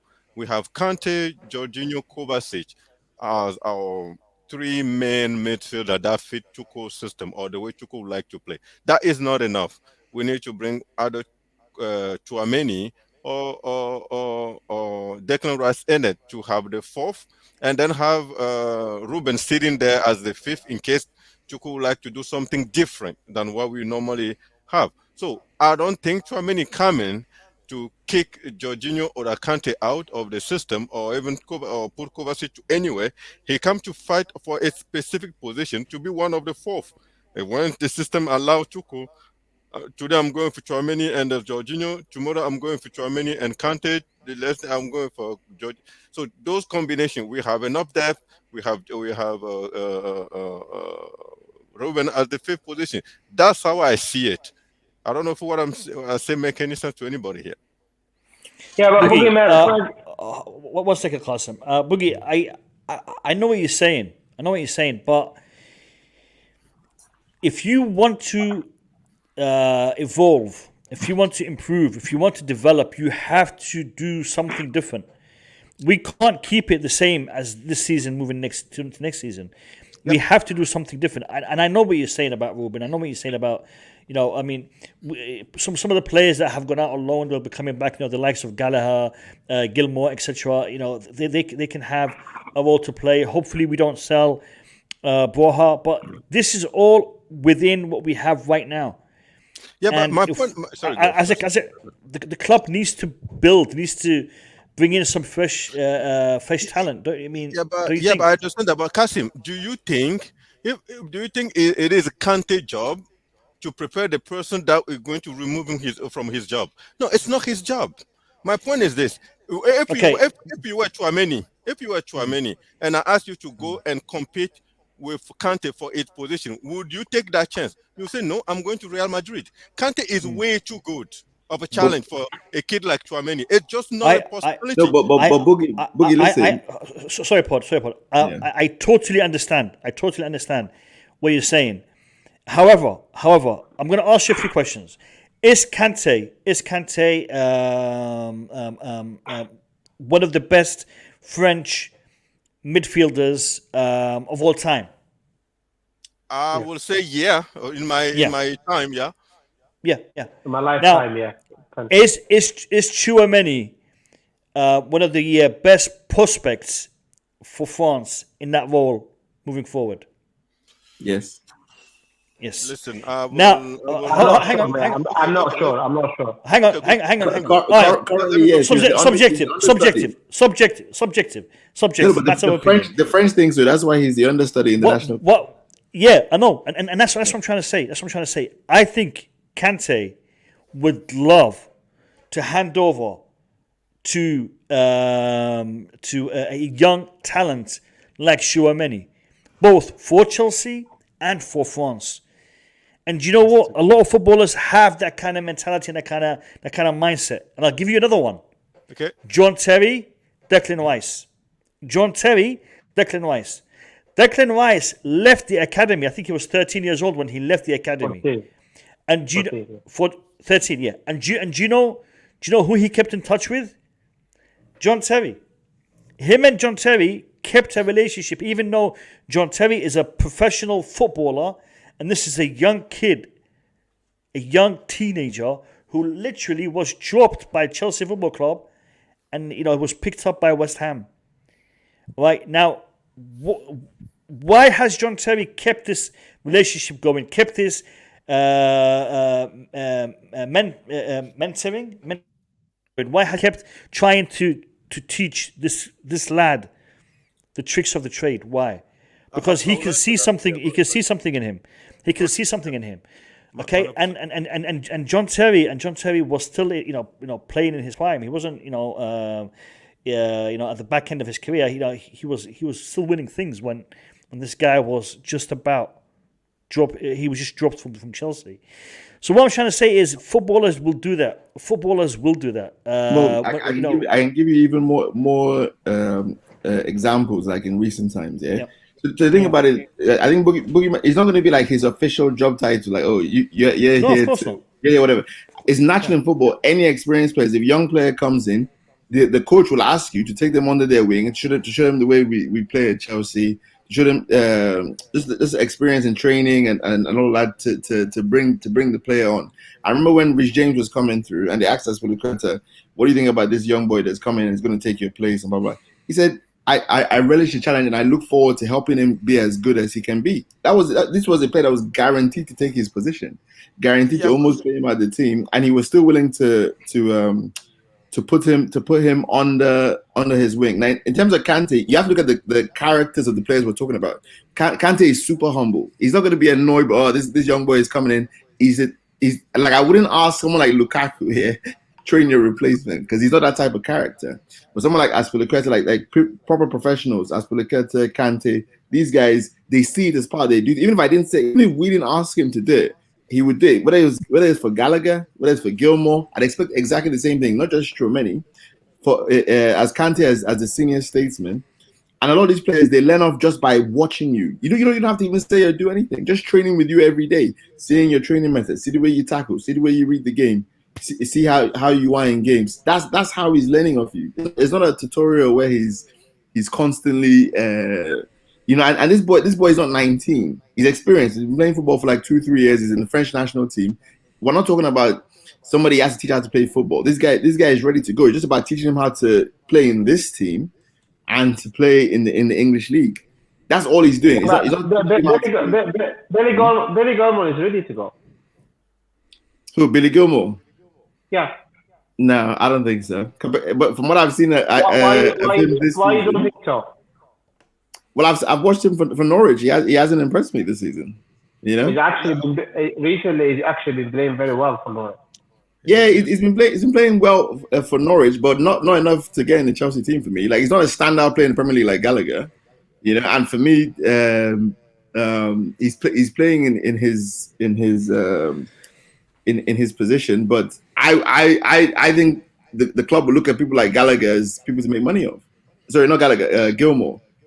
That's an easy 20 mil there, easy 25 mil. No. For Chelsea selling Billy Gilmore, that's a bad business. Kasim, you said if you're bringing in Declan Rice and bringing in Basuma, Gilmore is going. There's no way you're keeping Gilmore. Wait, 1 second. The reason I said that, I'll tell you what. The reason I said that, I'm about to ask Boogeyman, because more customers were talking, right? Yeah. When I was trying to tell Boogeyman is, you've got an dilemma now, because Jorginho has got a 1 year left in his contract. Now, if you're going to keep him, you have to give him 3 years contract, and you have to double his wage, and that will be hitting the 32, 33. We don't want to do that. Yeah. Or you sell him, and I don't want to sell Kante. I want Kante to stay as a senior, to teach and show. I'm not a big fan of getting rid of Kante. No. Would you ask him to take a pay cut? Kante? Yes. No, he's our second highest paid player, 270. I give him a 2 years contract, Kante. On the same wage. And the same wage, yeah. It'll be there for a reason, right? For Pebbles to teach this new generation coming in, which i.e. Billy Gilmore and Declan Rice. I know they're already professional, but they're gonna learn from the best. I never said I'm gonna get rid of Kante. Kante therefore is just to teach him, and his time will be gone, and after that he can work in the management, okay? But what I am trying to say, Jorginho has got a year left in his contract. And if he's going to offer him a new contract, that means you have to offer him a pay rise. And he's not getting any younger. Unfortunately, one of them has got to go. For me, Kante won't. Kante is going to be a teacher from now on. The new generation coming in. Yeah. Go on. Do you get my point? But to spend 60 million in Tchouameni, and we've got Billy Gilmore, right? Mm-hmm. Playing in the Premier League. Yeah. Right? Mm-hmm. And he's one of his Scottish best midfielder, really, right? Mm-hmm. Right, and if you can get him squad player, if the two signing for me is Bissouma and Declan Rice, and Billy Gilmore coming from the loan, because as a team, right, play too many games, too many competitions, is gonna have his chances. That's how I see it, right? We need a big squad. Why? Because to compete with Manchester City, we were lacking quality. Bissouma's got the quality, Declan Rice got the quality, and Billy Gilmore's got the quality. And they will learn from the best, which is Kante. You can't get rid of Kante now with 30 years old. Can't do that. Right? He gets injured all the time, but there for purpose, right? plays in the big games, and then the same time. I think if clubs around the world hear that Kante's not going to sign a contract, I think they'll come in, and I think he will go. I think Inter Milan will come in. I think Real Madrid will come in. That's what I'm saying. We'll go Kante. Atletico Madrid will come in. 2 years contract. Go on, I'm listening. Yeah, come on. Yeah, you give Kante 2 years contract. That's how I see it. You can't get rid of Kante right now. You got my point? The best thing. But Jorginho for me has got to be gone. Jorginho for me, I'm sorry, the Boogeyman. I know. I disagree with anything anybody says. I think we need to sign one good quality midfielder, whether it is a Tchouaméni. I think Declan Rice will be the best one because we need one that has defensive attribution, like that can tackle, defend, push people around. So that's why, and also Premier League experience, because I don't really want to sign Tchouaméni and then he has one bad game, 2 bad games, and he sat on the bench, and it became a problem because he cost us 70 million, and because he's also young, you don't exactly know what deception can turn a young player into, because he had 2 bad games and he's been sitting, and then you play Jorginho Kante or Jorginho Kovačić and they've been playing good. You just don't know what is going to do to someone as 21 years old man mentality. That is my problem. So I think that's where the scouting comes in, where they do a profile on his psychology and how he responds. But we are scouting also scout Lukaku, right? And we see what it is. So mentality, I think the psychology is we're just not good at it. So so my point is this: I see the whole thing in different ways. I don't think one of those people is coming to replace any of our 3 best ones, because those are the 3 best midfielders in the world. They come and they will be the 4th choice, while we will have well, they're not the best midfielder in the world, Boogeyman. What's that? But they're not the best midfielder in the world. Yeah, but Kovačić, Jorginho is the 3rd best players. Last season and this season. Yeah, but listen, me and you can argue for the entire years, but FIFA said... No, it was proven, Boogeyman. It was proven. We were losing games because of midfielder. We were losing games because... But Kasim, you were talking about Billy Gilmour, and you were talking about Man City, yeah? Billy Gilmour wouldn't get in Man City's team or Liverpool's team, so why is he good enough to get in Chelsea's team? Even as a backup, he wouldn't get in. I'll tell you why. Yeah. Because I am looking at it. First of all, Billy Gilmour is a very, very good player. When he played against Liverpool in the Cup, he got man in the match. Remember that? Yeah, but I've also seen my... Help me out. But I am not... if I got Billy Gilmour, right, he's a very good player, and he plays in the Premier League, right? Yeah. Why should I go spend 20 years old on too many 21 years old, 70 million? And I can invest that money elsewhere. But that's what Man City did. They didn't go to the Premier League. They went and got Bernardo Silva from France. They went and got Gundogan from Germany. Liverpool went and got Fabinho from Monaco. No. My point is, why should I spend 70 million on a player when I already got a player?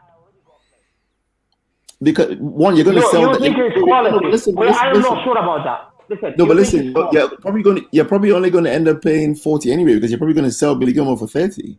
So you're not really spending that. Why are we selling Billy Gilmour, mate? Why are we selling Billy Gilmour as a good player, man? The same reason why we sold Gahey and all the other players this season, because that's the way we raise money. We don't just have an endless coffer. Unless we're winning the Champions League this year, winning the FA Cup, and then coming second, we're going to have to sell players.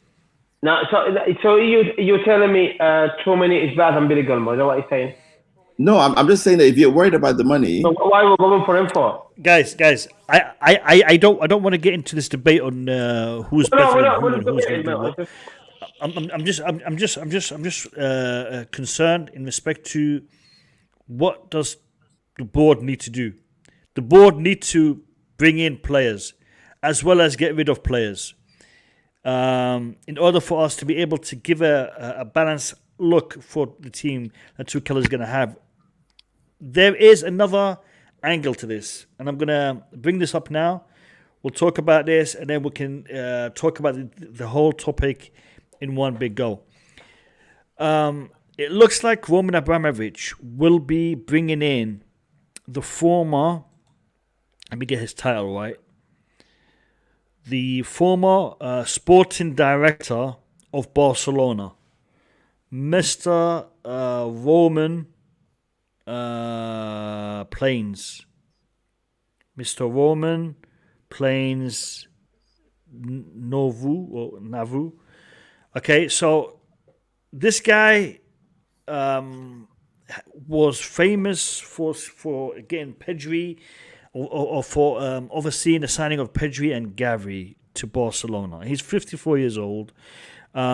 He was the director of professional football at Barcelona from 2018 to 2020, and the sporting director from 2020 to 2021. His contract was terminated early.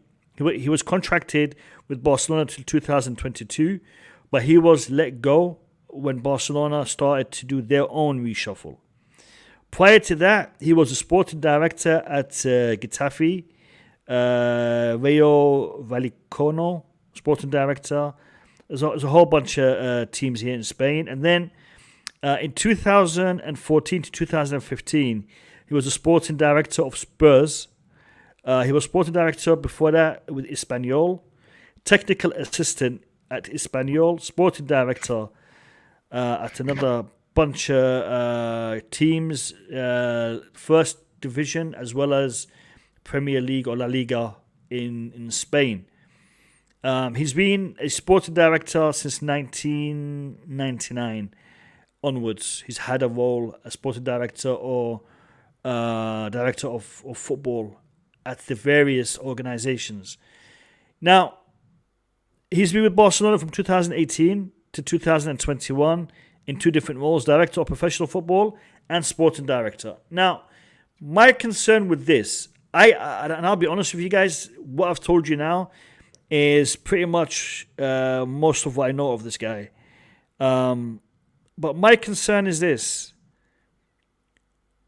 Barcelona has had some horrendous transfer market dealings. And that is the reason why they are in so much trouble right now. Because they've bought players like Dembele for a ton when he's clearly not worth a ton. And he's gonna walk out for free. And they did a lot of deals. Sorry? Coutinho, another prime example of that, and I think they still owe Liverpool some money for even though they've sold him. So there's a lot of bad decisions that were made. Now, is this person the one who made those decisions? I don't know. I mean, I can't really state that. Yeah, but you can't state it as a fact that it was his decision. Maybe it was a committee and he signed off on it. Let's give him the benefit of the doubt. From what I've read, I've listened to I think it was Guillem Balaguer. I listened to Guillem Balaguer. He's very in with Barcelona. He has a YouTube channel or whatever. Spanish journalist. You have to remember, so like on their elections, the president basically has to he tell them what players he's going to buy. So he comes there, he promises, if you make me the president, I'm going to bring in Griezmann, I'm going to bring in this player, that player. So the president, the last guy, the guy that almost ran him into bankruptcy, was the one running a lot of that of those decisions. Like in those sort of Spanish clubs, like Perez and the president have like the last say. Like the sporting director is there. Yeah, you run very the hands-on youth team and you bring in the mid-level players. But the big signings, that's me.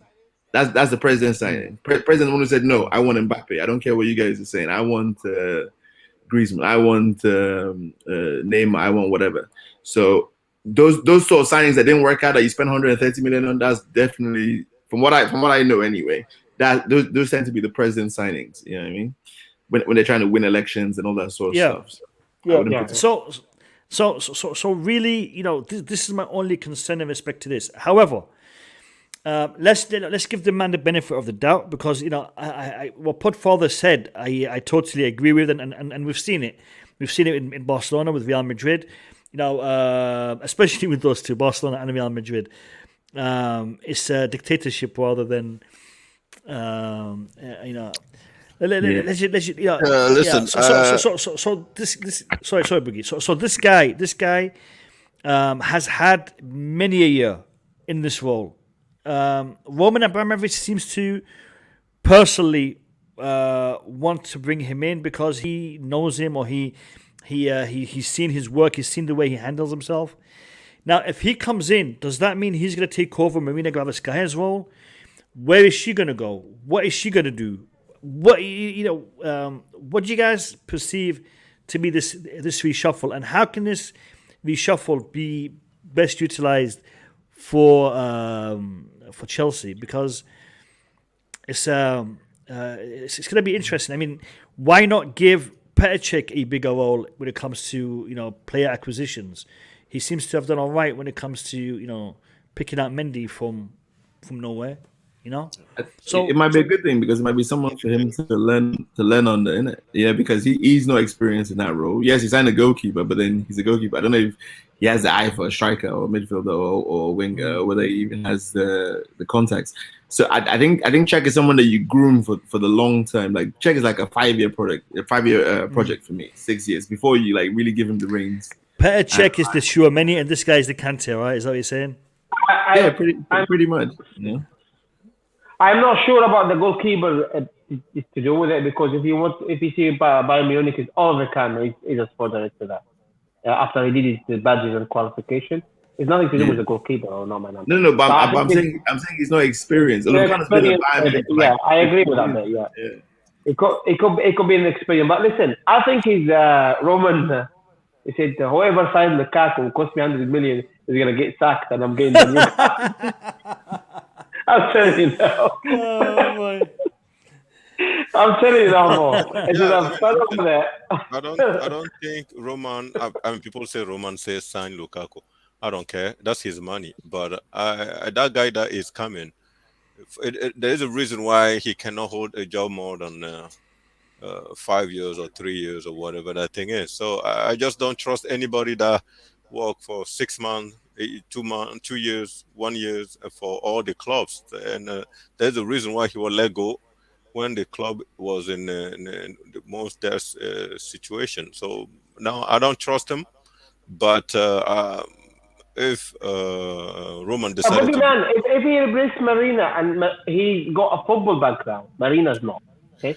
We're trying to hire someone, right? We're trying to. I don't really want to discuss Marina. My point is this. I'm talking about analogy. He's got a football background, right? Who's that, Marina? No, that Barcelona guy, right? Yeah, but it doesn't matter. He's getting fired all the time. He's getting fired all the time. Did you notice? He's getting fired, but Boogeyman, he keeps getting hired.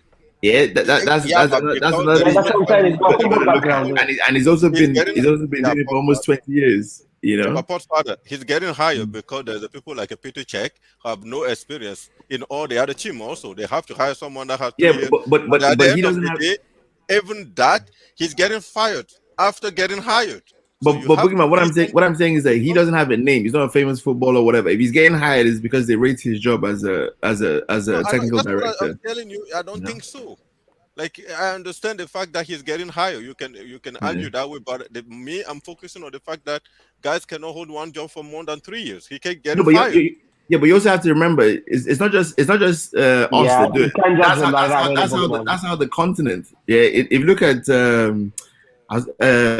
Barcelona and Real Madrid, they sack their managers and remove guys all the time. The only guy they've had.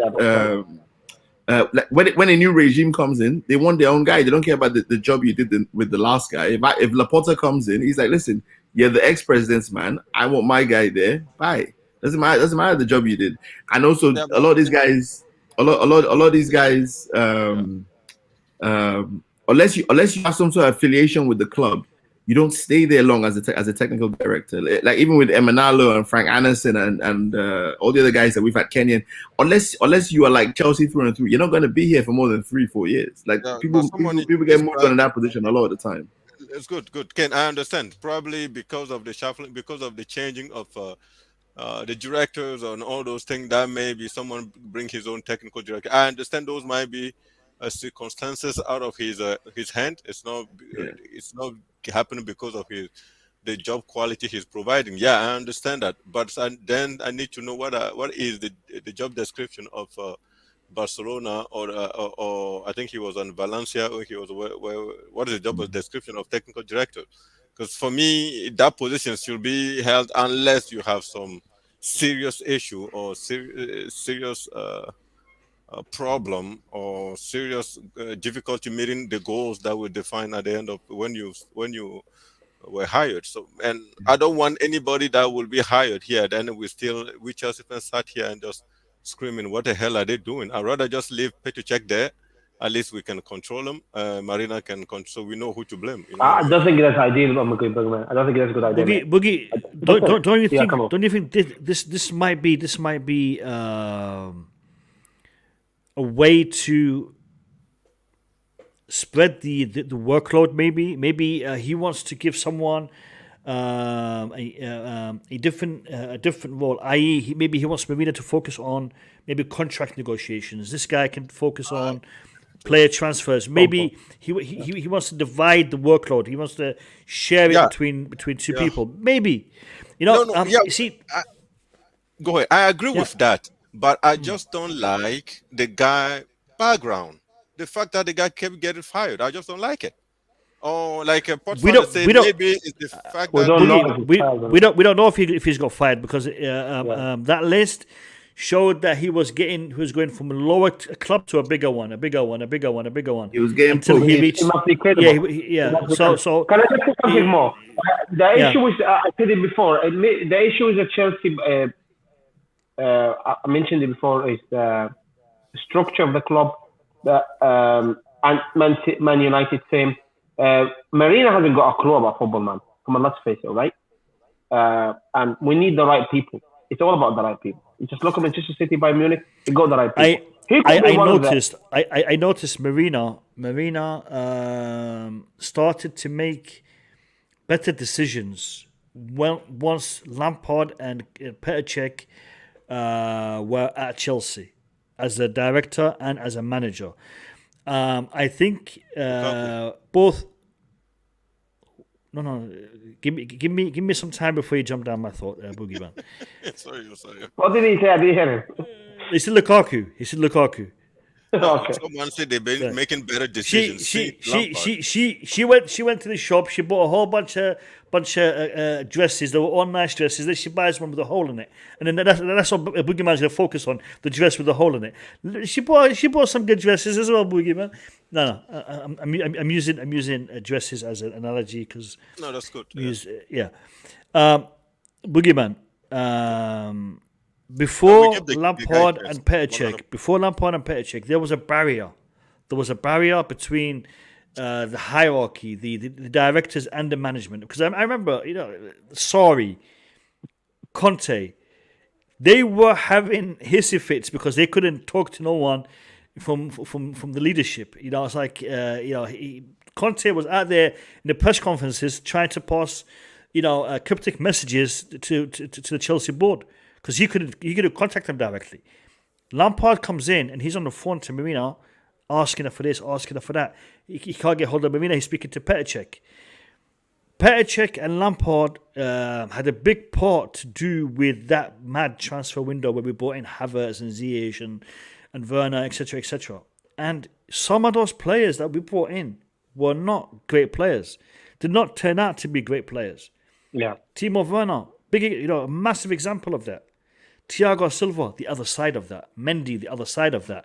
Kai Havertz, in my opinion, the other side of that. Hakim Ziyech, the other side of that. But you had Timo Werner, who didn't really perform. But the flip side, the rest of them did a good job. And even Timo Werner, he was a massive part of the Champions League winning team. He didn't do the goal scoring aspect, but he did contribute to that title. So we can't take that away from him. He did what he was supposed to do in respect to the chance creation. I mean, the amount of penalties the man gave us. He'd get in that box. They can't stop him. They'll foul him. Penalty. So the flip side is we brought in a lot of players with a good footballing mind behind it in respect to Lampard and in respect to Petr Cech. We've come to this window that just went past, and we've made mistakes. You said Lukaku. I said to you, Saul Niguez. All right. I mean, we brought in 3 players. One, he's a backup to. He's a backup to a backup. And that's Benatelli. And then you got Lukaku, and then you got Saul Niguez, who both haven't lived up to expectations.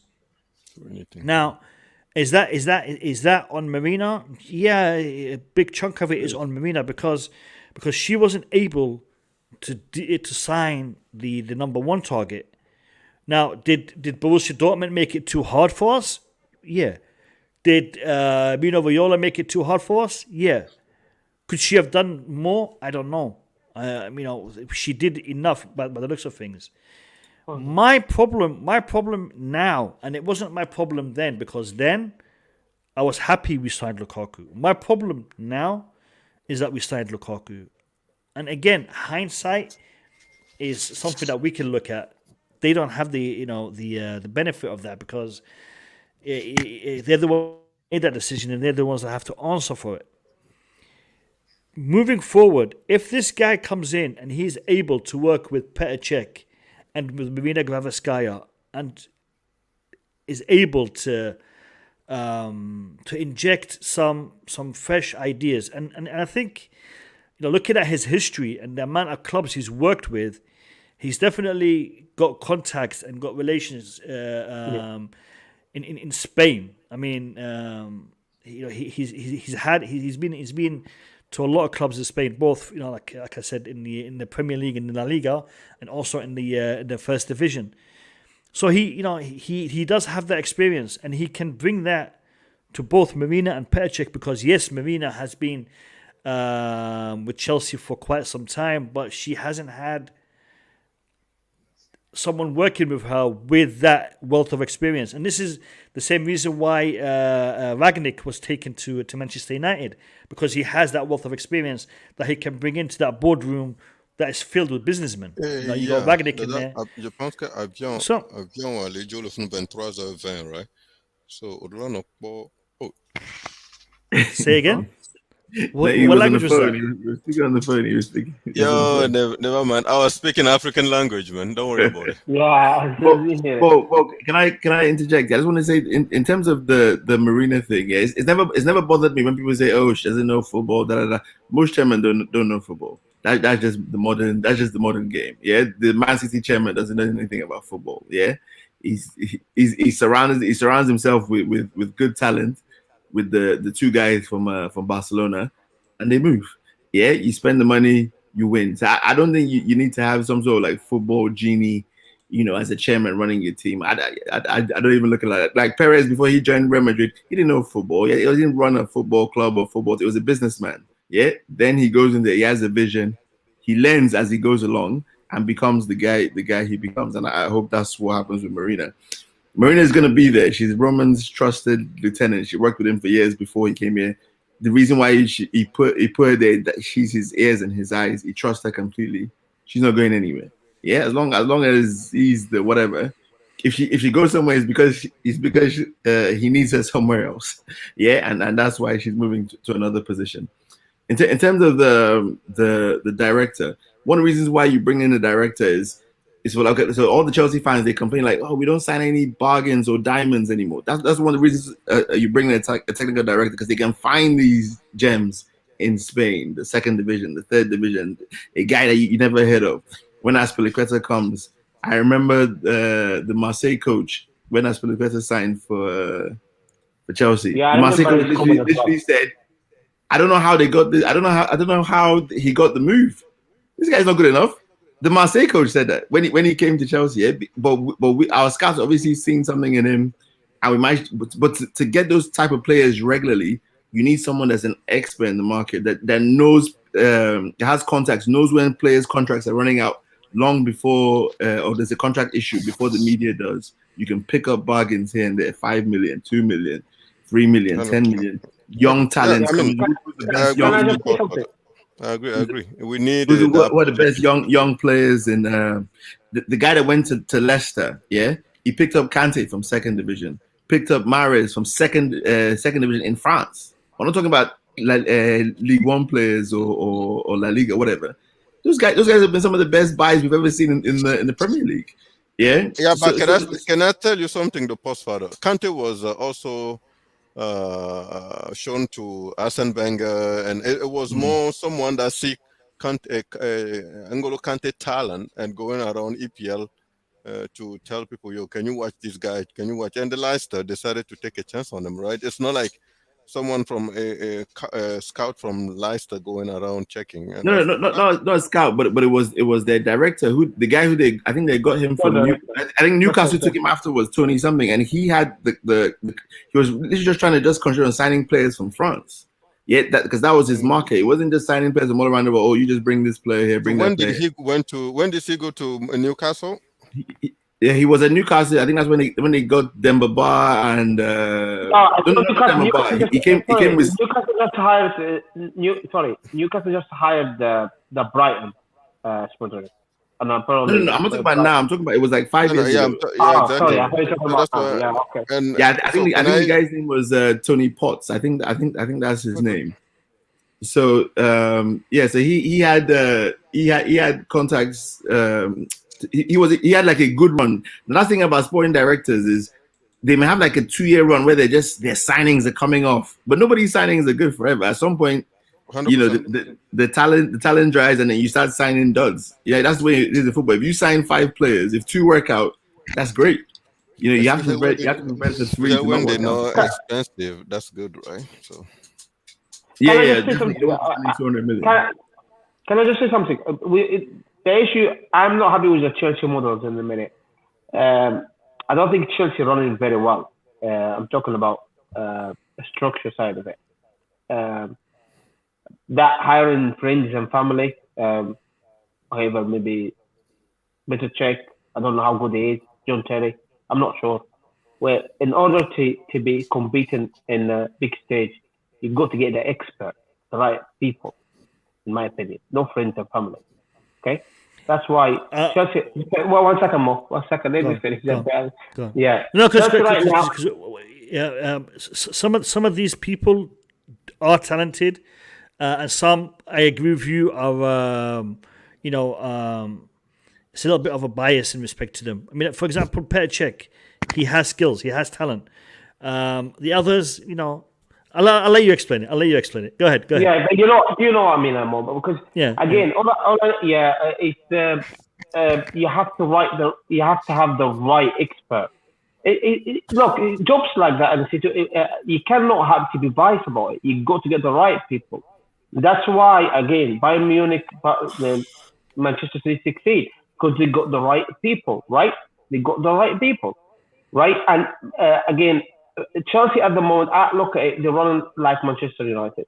You get the big name, commercial, big shirt. That's what happened with Lukaku. We went for the names now. Maybe, like Kai Havertz was 72 million. It wasn't scout, it was 72 million. So a lot big team will go for him as well. If Real Madrid had the money in time because it was COVID, it will go for him or Bayern Munich, right?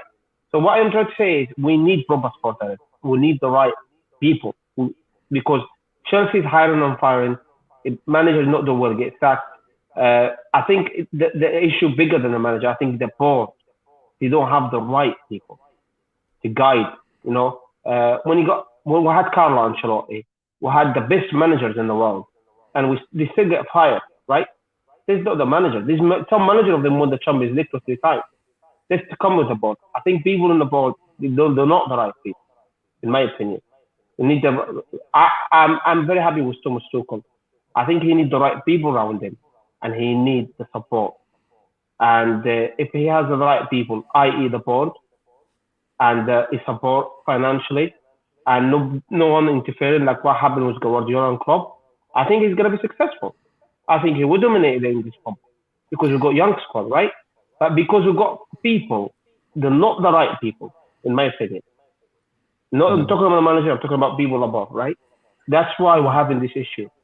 That's what I want to say, really. So we Qasim, right now, you've hit the nail on the head. You've hit the nail on the head. If you want Tuchel to be backed, you want Tuchel to be successful, give him the right people. Literally, Exactly. that is it's as simple as that. It's as simple as that. Give him the right people in respect to his coaching staff. Give him the right people in respect to his players, and get rid of some of the players that he is unable to utilize. You see, I heard the name Jody Morris being mentioned again as potentially coming back to Chelsea.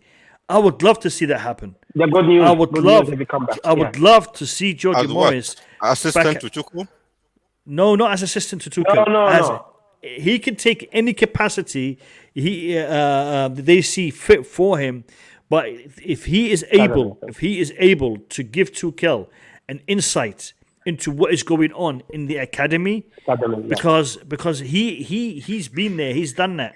Okay, he is the one that can give him that insight, because you mentioned it earlier, Boogeyman, and I don't know why you're so unhappy about this, but you mentioned it earlier. You said we need to bring in some of the players that we have in our academy, in our development squad, and try to introduce them into the team to save us having to buy players that we don't know much about. Who's going to be able to do that? Who's going to be able to pick those players and say to Tuchel, look, this guy, he can do it. That guy, don't waste your time with him. Jody Morris can do that. 100%, yeah. Jody Morris. So I wouldn't have Jody Morris telling Tuchel what formation to play, who to pick. That's not what Jody Morris is about. But Jody Morris is the man that can tell him who he should be looking at in the academy. I think that is what we need, and this is why I'm in two minds about this guy, because I see what you said in regards to him changing clubs all the time. Boogeyman said he keeps changing clubs all the time. For me, Barcelona made mistakes, and Podfather made that it's the presidents who make these big signings and make these decisions. At the same time, he was there, and he was he went with the flow. I don't want a person who's going to go with the flow. I want a person who will say, look, this is a bad decision. This is a bad decision.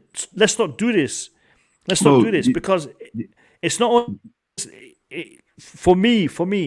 I am not equipped with enough data, with enough information to be able to analyze. I would say analyze but Mo, you have to remember predict what Lukaku is going to do, or what Saul Niguez is going to do. But no, wait. But Mo, you have to listen. You knew, Qasim. You have a hunch based on your footballing experience, I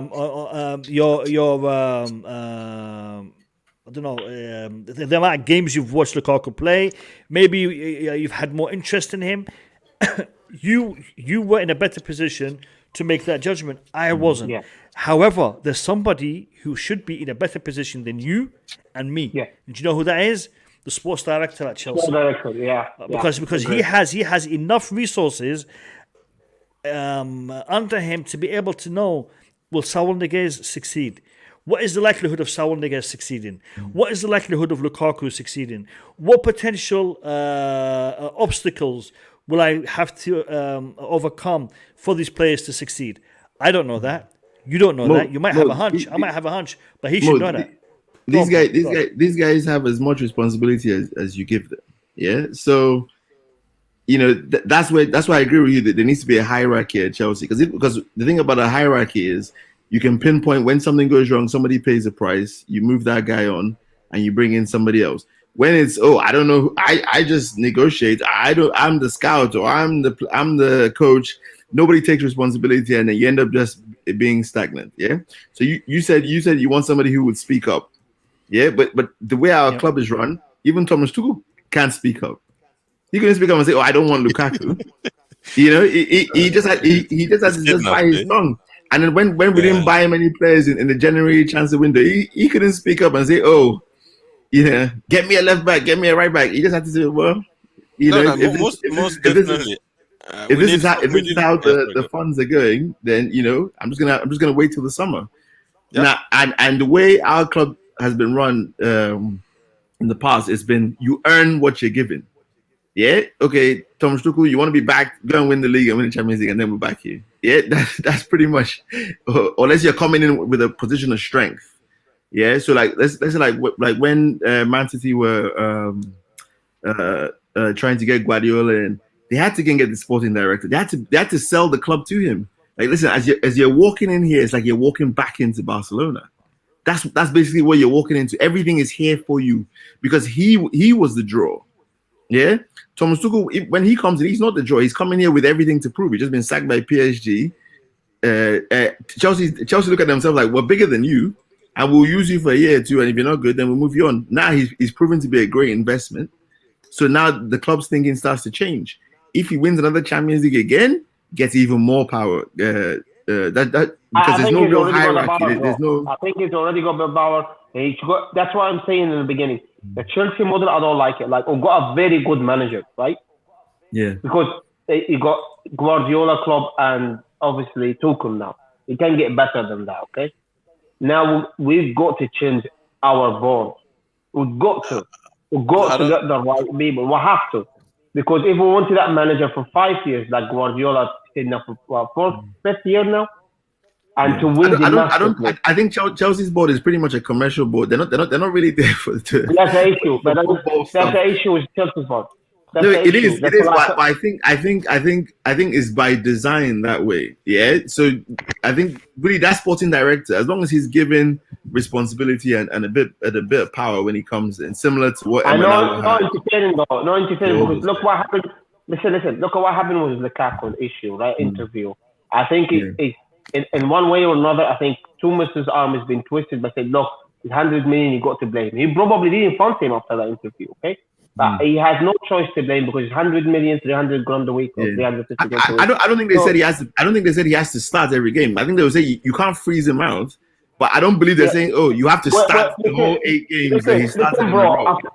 My man, listen. If he said after the interview, and he only missed Tottenham game, I believe, or something like that after the interview, right? Yeah. One game. Liverpool.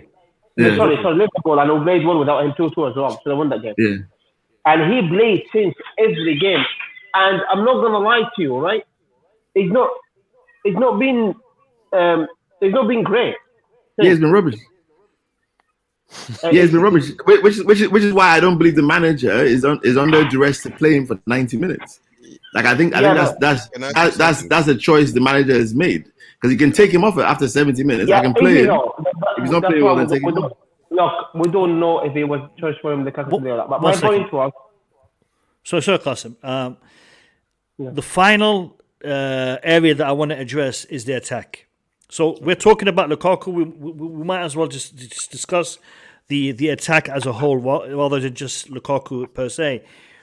We discussed the midfield. We discussed the defense. We discussed the board. The attack is what's the word? The attack is your meat and potatoes, man. The goals is what it's all about. Because if you're not scoring goals, you're not winning games. I mean, if you're not conceding, you're not losing. But to win, you got to be scoring. Okay, so we need to address the scoring problem that we currently have. What can Chelsea do to back Tuchel when it comes to the attack? People have already mentioned Qasim for one, Boogeyman for one. We got to sell Lukaku. We got to get rid of Lukaku. Lukaku is currently a problem when it comes to converting chances. Yes, he's scoring. Yes, he's getting a couple of goals. But we're talking about £100 million. For £100 million, you could buy 3 attackers. You could buy 3 attackers who could probably do a better job than what Lukaku is currently doing. All right, so what should we do? I know Qasim said, and I think Boogeyman also said, sell him. Sell him.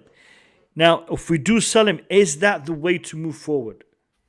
That's in respect to Lukaku. So I want you guys to address that. I also want you guys to address the other attackers, because we have Hakim Ziyech, we have Timo Werner, We have Kai Havertz. We have Callum Hudson-Odoi. We have Christian Pulisic. Have I missed anyone? We have Mason Mount. Okay, and we have players that are currently on the fringe, i.e. being out on loan or not really being used, as in Gallagher, as in Barkley, as in Loftus-Cheek. So what do we do? What should Chelsea do moving forward to bolster our attack? Let me hear your thoughts, lads. Yeah, for me, in terms of, do you want to go first, Boogeyman? Oh yeah, I will listen to you, man. No problem. Oh yeah, sorry. I just want to say, in terms of Lukaku, people keep on telling me that the reason we're playing him is to keep his value. But I've said on multiple streams, every game that guy plays, his value goes down. Yeah, because his performances are crap. Yeah, so I remember when he was at United and he wasn't playing well, he was on the bench. Yeah, and they still managed to get close to what they bought him for. I think they still sold him for they bought him for 75, and they sold him for probably I think 60 million or so, or 55 million to Inter Milan. Million. Yeah, because he actually looked better on the bench because people forget how bad you are. They just remember the good times when you used to score goals. Yeah. Now the only reason why you play him is you don't want to look desperate in the market. So you don't want to look like you're desperate to get the player out of the team. But then if we're saying we're 100% going to sell him, and this is the only chance to really sell him because then he gets to 30 or he gets to 31, everybody knows, and they're gonna lowball us crazy. I think the best you can hope for is a loan and maybe an option to buy. That's what you get from him at the end of the season. And then everybody keeps on talking about the midfield that will somehow solve our creativity. You bring in Declan Rice, you bring in this one. I don't think so. I think you need a real creative player to solve your creativity issues. So for me, if you're taking out Lukaku out of the team at the end of the season, that was a potential. Obviously, he didn't do it, but that was a potential 25 goal, 30 goal. That's why you bought him. That's what you needed in your team. That's what you were lacking. Then let's say you get rid of Ziyech. Yeah, that's one of your, probably second or third assist guy, and he's contributed a couple of goals. So then you're really lacking goals in your team. The only real goal scorer is Mason Mount, who scores 8 goals. Kai Havertz scored 2 goals this season. You have literally no goals in your attack, just based on what we've seen this last season. So you'd have to bring in, for me, a proper creative player. Someone a la Mata has that type of, and obviously they're very hard to find. So I would say like a Paulo Dybala, who's coming to the end of his contract. If you don't want to spend money, come the end of the season from Juventus, he's been real good. The only issue with him is he gets injured every now and then. We all liked Chiesa as well, but then he's picked up the ACL. I don't know if we still want to go through with that. And then you bring Broha back for me, and you get another striker. I'll leave you guys to scout the striker. But for me, the Lukaku thing is a landmine waiting to happen and blow up in our face. Because I don't think we'll be able to shift him in the summer. I don't think anybody's stupid enough to come and pay him 350 grand and any sort of 40-50 million chance of. If anybody that say, "Oh, we just get Lukaku out and get somebody in," listen, this is not FIFA, man. This is not Football Manager. It's not happening. No way. After 1 year of his contract, no way he's leaving right away. Unless it's a loan and we're paying his wages or half his wages on the loan. Apart from that, I don't see it. So that's how I see the situation.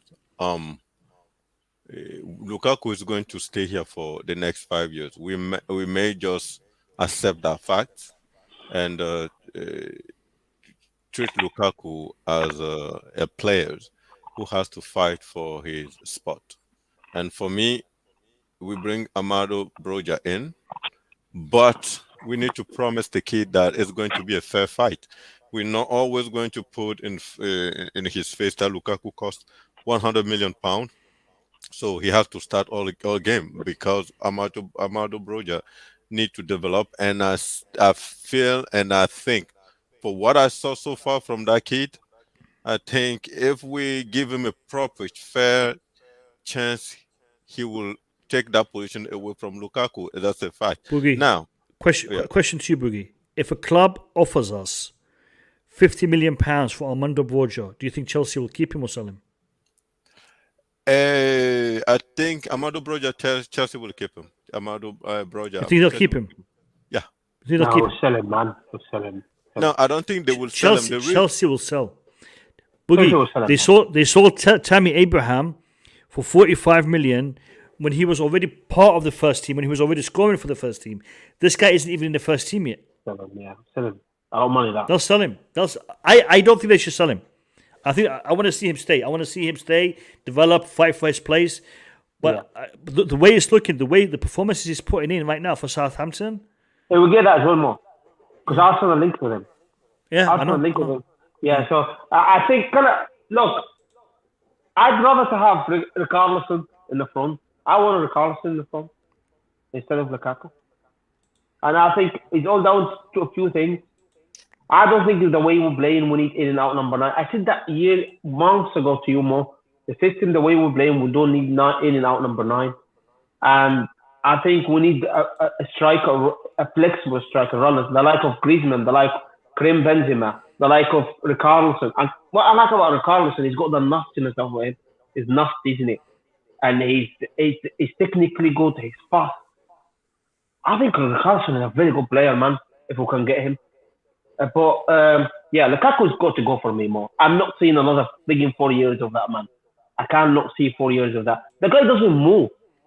He just doesn't move. I'm sorry to say that. I know I'm going to upset a lot of people, but that's not first time. That's not my opinion about Lukaku. Just right now, I said it from day one, right? Lukaku, not technically good. He doesn't work hard for me. He doesn't fit Chelsea system. I want Richarlison. That's what I want right in the front. And that is the man we need, man. That's it. That's what I want to say. I want to suggest Blue Class TV. Blue Class TV, I have no idea why you're not a moderator on my channel. I mean, I don't know who took you off. But to be fair, it's happened to a couple of guys. A couple of moderators have lost their mod status for some reason. MCIG lost it a couple of months back, and I don't know why that happens. But big up to you, and thank you for your donation, and also thank you for being a paid member of the Blue Lounge. Big up to you, Blue Class TV. Nice Zion, a great channel, great content, growing. It's growing and it's getting bigger. So big up to you, Blue Class TV. And again, you're back on as a mod, and I don't know what happened there. Qasim, I hear you, but I think what Podfather said is probably the best way to go in regards to Lukaku, is to loan him with an option to buy. Obligation to buy might be difficult to get, but an option to buy.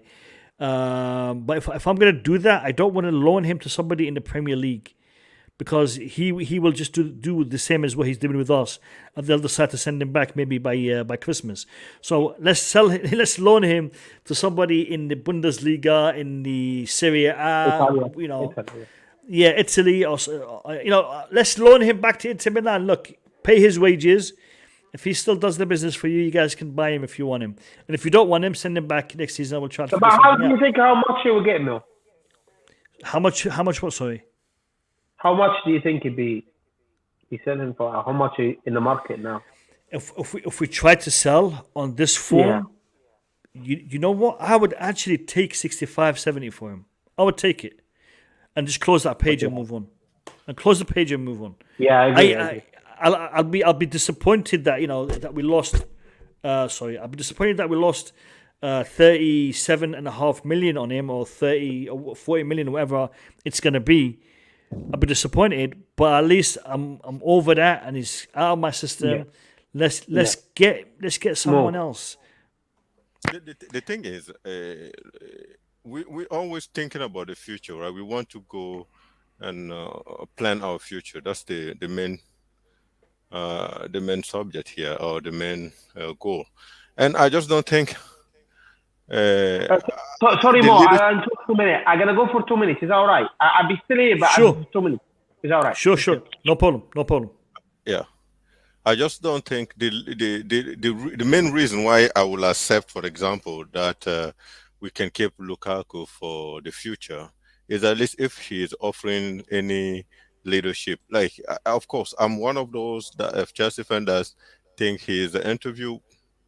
He didn't do anything bad, by doing that interview. I didn't didn't think so.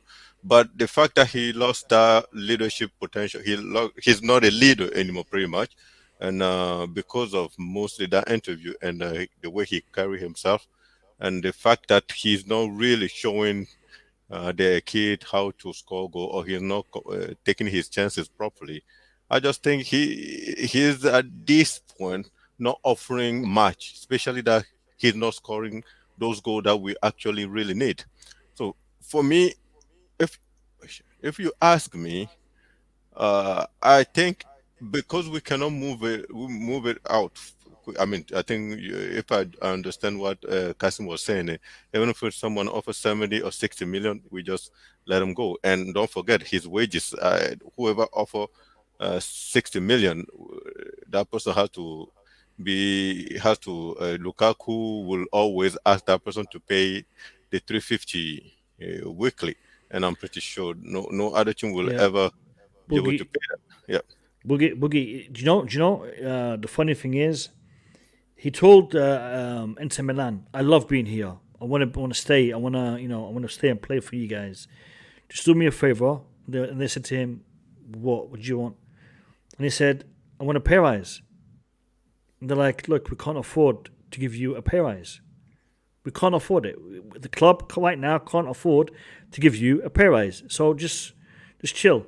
I was like, "All right. If Chelsea give you guys a decent offer, then sell I me. want to go. I want to go. Yeah. I want to go. So If Chelsea exactly. give you a decent offer, let me go." And that's the thing. He is a money man. All Yeah, right? Who that's pays why me? I don't think he's going to leave just to find a club and sacrifice his 350 a week. It's not gonna happen. He will stay. It's going to be another Bale. What Bale is doing to Real Madrid, or what, I don't know who else. There's a few players that just sit collecting the money and just don't care about football and anything. So I think he's going to be something like that also. So the fact that we're playing is just pretending that he's bringing And something which we know he's not do you bringing. know? Do you know the funny thing is? The funny thing is, and we discussed this before we signed Lukaku. We said we don't want to get Erling Haaland because of all the drama that comes with him. Do you remember that? Of course. Look where we are right now. Yeah, and he managed to divide the fan base more than any other player I've seen in recent history. I mean, I'm not really old. Chelsea. I mean, when I see that, I haven't been supporting Chelsea for ages, but I've never encountered any Chelsea player that divide the fan base that much, like with that much of. Uh, I don't know how to say what the word is, but the fact is, if for me, Tuchel really want to take this team forward to the future, I think we should invest, give a proper chance to that kid. We should give a proper chance to Armando Broja, and we should also make sure that Lukaku understands he has to fight for that position. Know that he is a £1 million, 100 million pound player. Then that position is his, and like the run of game that you could give him the last 7 days. If I was a Chelsea player, I would not be appreciated that. Even if I was a midfielder, I would be like, what are we doing with him up front? Because more we're not scoring goal, more we're missing those chances. We have to work more. And as a midfielder, I'm not happy with doing that. Even if I was a defender, I'll be like, yo, we have this chance, we have that, and it's not going in, and I have a problem because then I have to be more focused. I have to tackle. I have to do this. Compared to if we were to score goals in a few 2-3, the first 30 minutes, we have an easy game because we're good at not conceding goal. But then if we have to help the attack, everybody keeps saying we need to find a midfielder that create. We need to find a midfielder that does that. What does that mean exactly? Is we become weaker defensively, because if our midfielder has to be the one scoring goal, where we're committing 5 men forward, like our wing back and our 3 forward, we're committing them forward, and we're still not scoring goals. And we say, oh, now we need to change our midfielder, bring someone. What are we? What are they? What's the idea behind all those? It just means we need ask Tuchel, what exactly do you need? And I just don't think Lukaku is what Tuchel need. And I think Tuchel need Broja more than Lukaku at this point. That's what I see so far. Could they keep the energy, the runs, the shots, and the aggressivity? All those things that Broja is offering Southampton right now, that's exactly what Chelsea need at the end of the day. I'm not saying the pressure at Chelsea is different. The demand at Chelsea are different. But we still need to give him a proper chance to come and challenge for it. If not, then it's going to be the same thing over and over. We're going to invest another 100 million in a weird striker that will come here and not do anything, while Broja may end up just being Arsenal striker. He's not going to succeed doing anything big, but he will make his 150 a week for the next 10, 20 years, and we may never know what exactly he will become if he were to play for us. Well, in terms of the attack, yeah, I'm just gonna think outside the box here and just give an honest appraisal. A lot of our attackers I don't think are good enough. If I could, I'd sell half of them, if not 90% of them. I keep one or two, maybe Mason Mount for me, probably, and have it. Those are the only guarantee guys. And then if I want to force somebody in, it'd be Ziyech. Now, if we're thinking outside the box, people might think, they're looking around Europe, they're thinking which players are available, all that sort of stuff. So let's just look at players here in the Premier League that I think would add something to the team, because people say, you want somebody who's proven in the Premiership and da. Yeah. For me, this is just players that I like that I've watched. Jared Bowen at West Ham. He's not a sexy name, but I think he's a very good player. Scores goals, runs all day, presses, can play on both wings, can play as a striker. I like Maddison at Leicester. I think very good player, can play midfield, shot from distance. We're always talking about, you don't have any shooting from midfield and all of that. Very good player. Tillsmans, it came out, they reported he's not going to sign a deal. He's going to be looking to move and leave Leicester in the summer. That's another player. Javi Barnes, I really like him as well. Very good player, runs at his man. People talk about Hudson-Odoi. He didn't run at the defender because he didn't have anybody overlapping. Yeah, watch Javi Barnes. Doesn't need anybody. As soon as he gets the ball, he's running at you non-stop, all the time. Every time he gets the ball, and a lot of times he beats his man as well. Who else do I think of? Neto at Wolves. He's been injured this year, but we all remember him from last year. Very good player. So there are players out there. Those are just four off the top of the head in the Premier League that I know none of them will go for more than 50, 60 million. Yeah. You guys haven't even mentioned or talked about Gallagher. Is he not in your plans? He is in my plan, but because I just look at it because obviously we already have the player, we can call him back or send him on loan. So it's not an urgent matter for me. He wants to stay, and it's just down to whether we choose to sell him or not. But just the setup of the team, there's no position he walks into though. That's the problem. I don't see him as either the sixes, and I'm not 100% sure he's a forward in this system we play. I see him as an 8. Gallagher at Crystal Palace. I see him as an 8.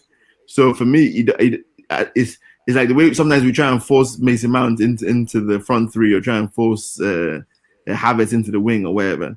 You'd be getting the player, but you might be getting a lesser version of what you're seeing at Crystal Palace. So it's not an automatic or he works into the team for me. He's a very good player. I don't want to sell him. I want to keep him and see him develop. But if we're going to stay with this 3-4-3 system, then no, he doesn't just walk. There's no real place for him, if we're being honest. Because Gallagher? Yeah, it's Gallagher. Yeah, I just think if we were, I would suggest something. Let's say if we decide to play the 3-4-1-2, and I will tell you who I want as the two: Broja and Havertz, or Havertz and Lukaku. You have those two, and Gallagher behind them. His work rate will actually allow our midfield not to control the tempo. Like a lot of people don't like the control tempo thing, but to control the tempo and actually dictate how we attack and how we served our striker. Because the good thing about Gallagher is when he has one or two chances, he tend to make something out of them.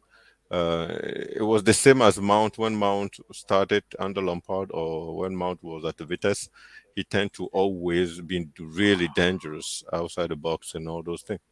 So my suggestion is Gallagher come in and challenge the Mount position or challenge the Kovacic position, because that's what it is. When you are in top team, if you have the quality, one way or the other, you'll find a way to change the coach mind, and the coach will use you one way or the other. So I think he should come and just prove his chance, take his chances, and that's all it takes. Because he has it in him. And at the young, when he was playing for the academy, I remember one time he was also one of the deep midfielder. He was like the way Jorginho and Kovacic are playing. He sometimes play really deep also. So I think it's a matter of development. He's still young, and give him a chance.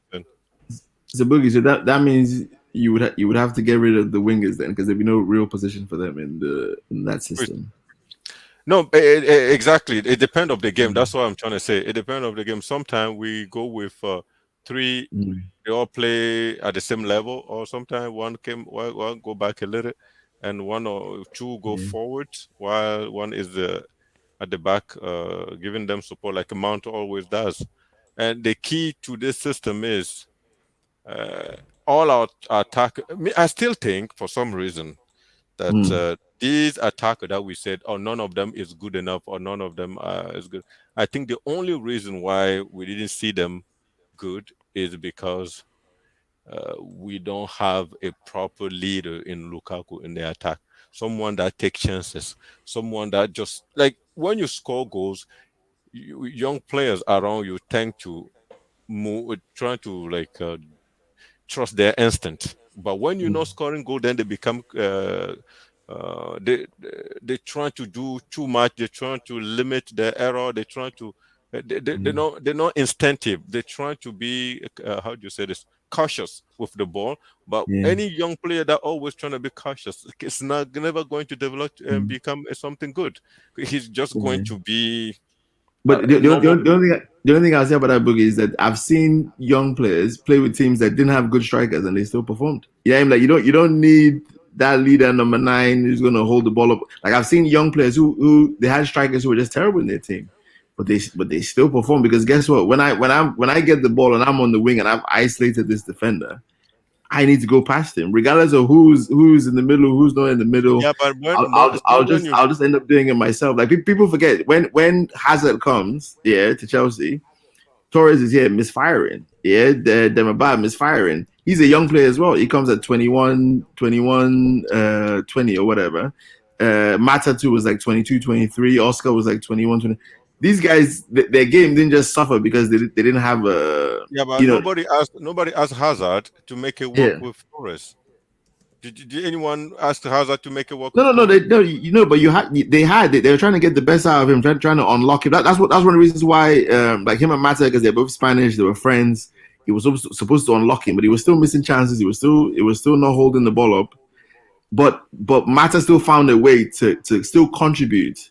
I can't be having seasons from Havertz where he only scores 2 goals. I mean, listen, I understand. Guys, I have to end the stream. I need to go somewhere, and I do apologize, but I need you guys to stay. I need to brainstorm something with you guys backstage. So we'll talk after the outro. So just hang about after the outro. Don't leave. Guys in the chat, big up to you. Apologies for ending the stream short. I wasn't even sure I was going to be streaming this long because of the Paris Saint-Germain Real Madrid game. So to everyone who's been in the stream, I hope you've enjoyed it, and thank you for being here. Thank you for the 67 likes. We will be back on Friday, hopefully. Hopefully we'll be back on Friday for the match preview for Chelsea Crystal Palace. In the meantime, I wish you a blessed week, and we will see you guys very soon. Have a good night. Peace.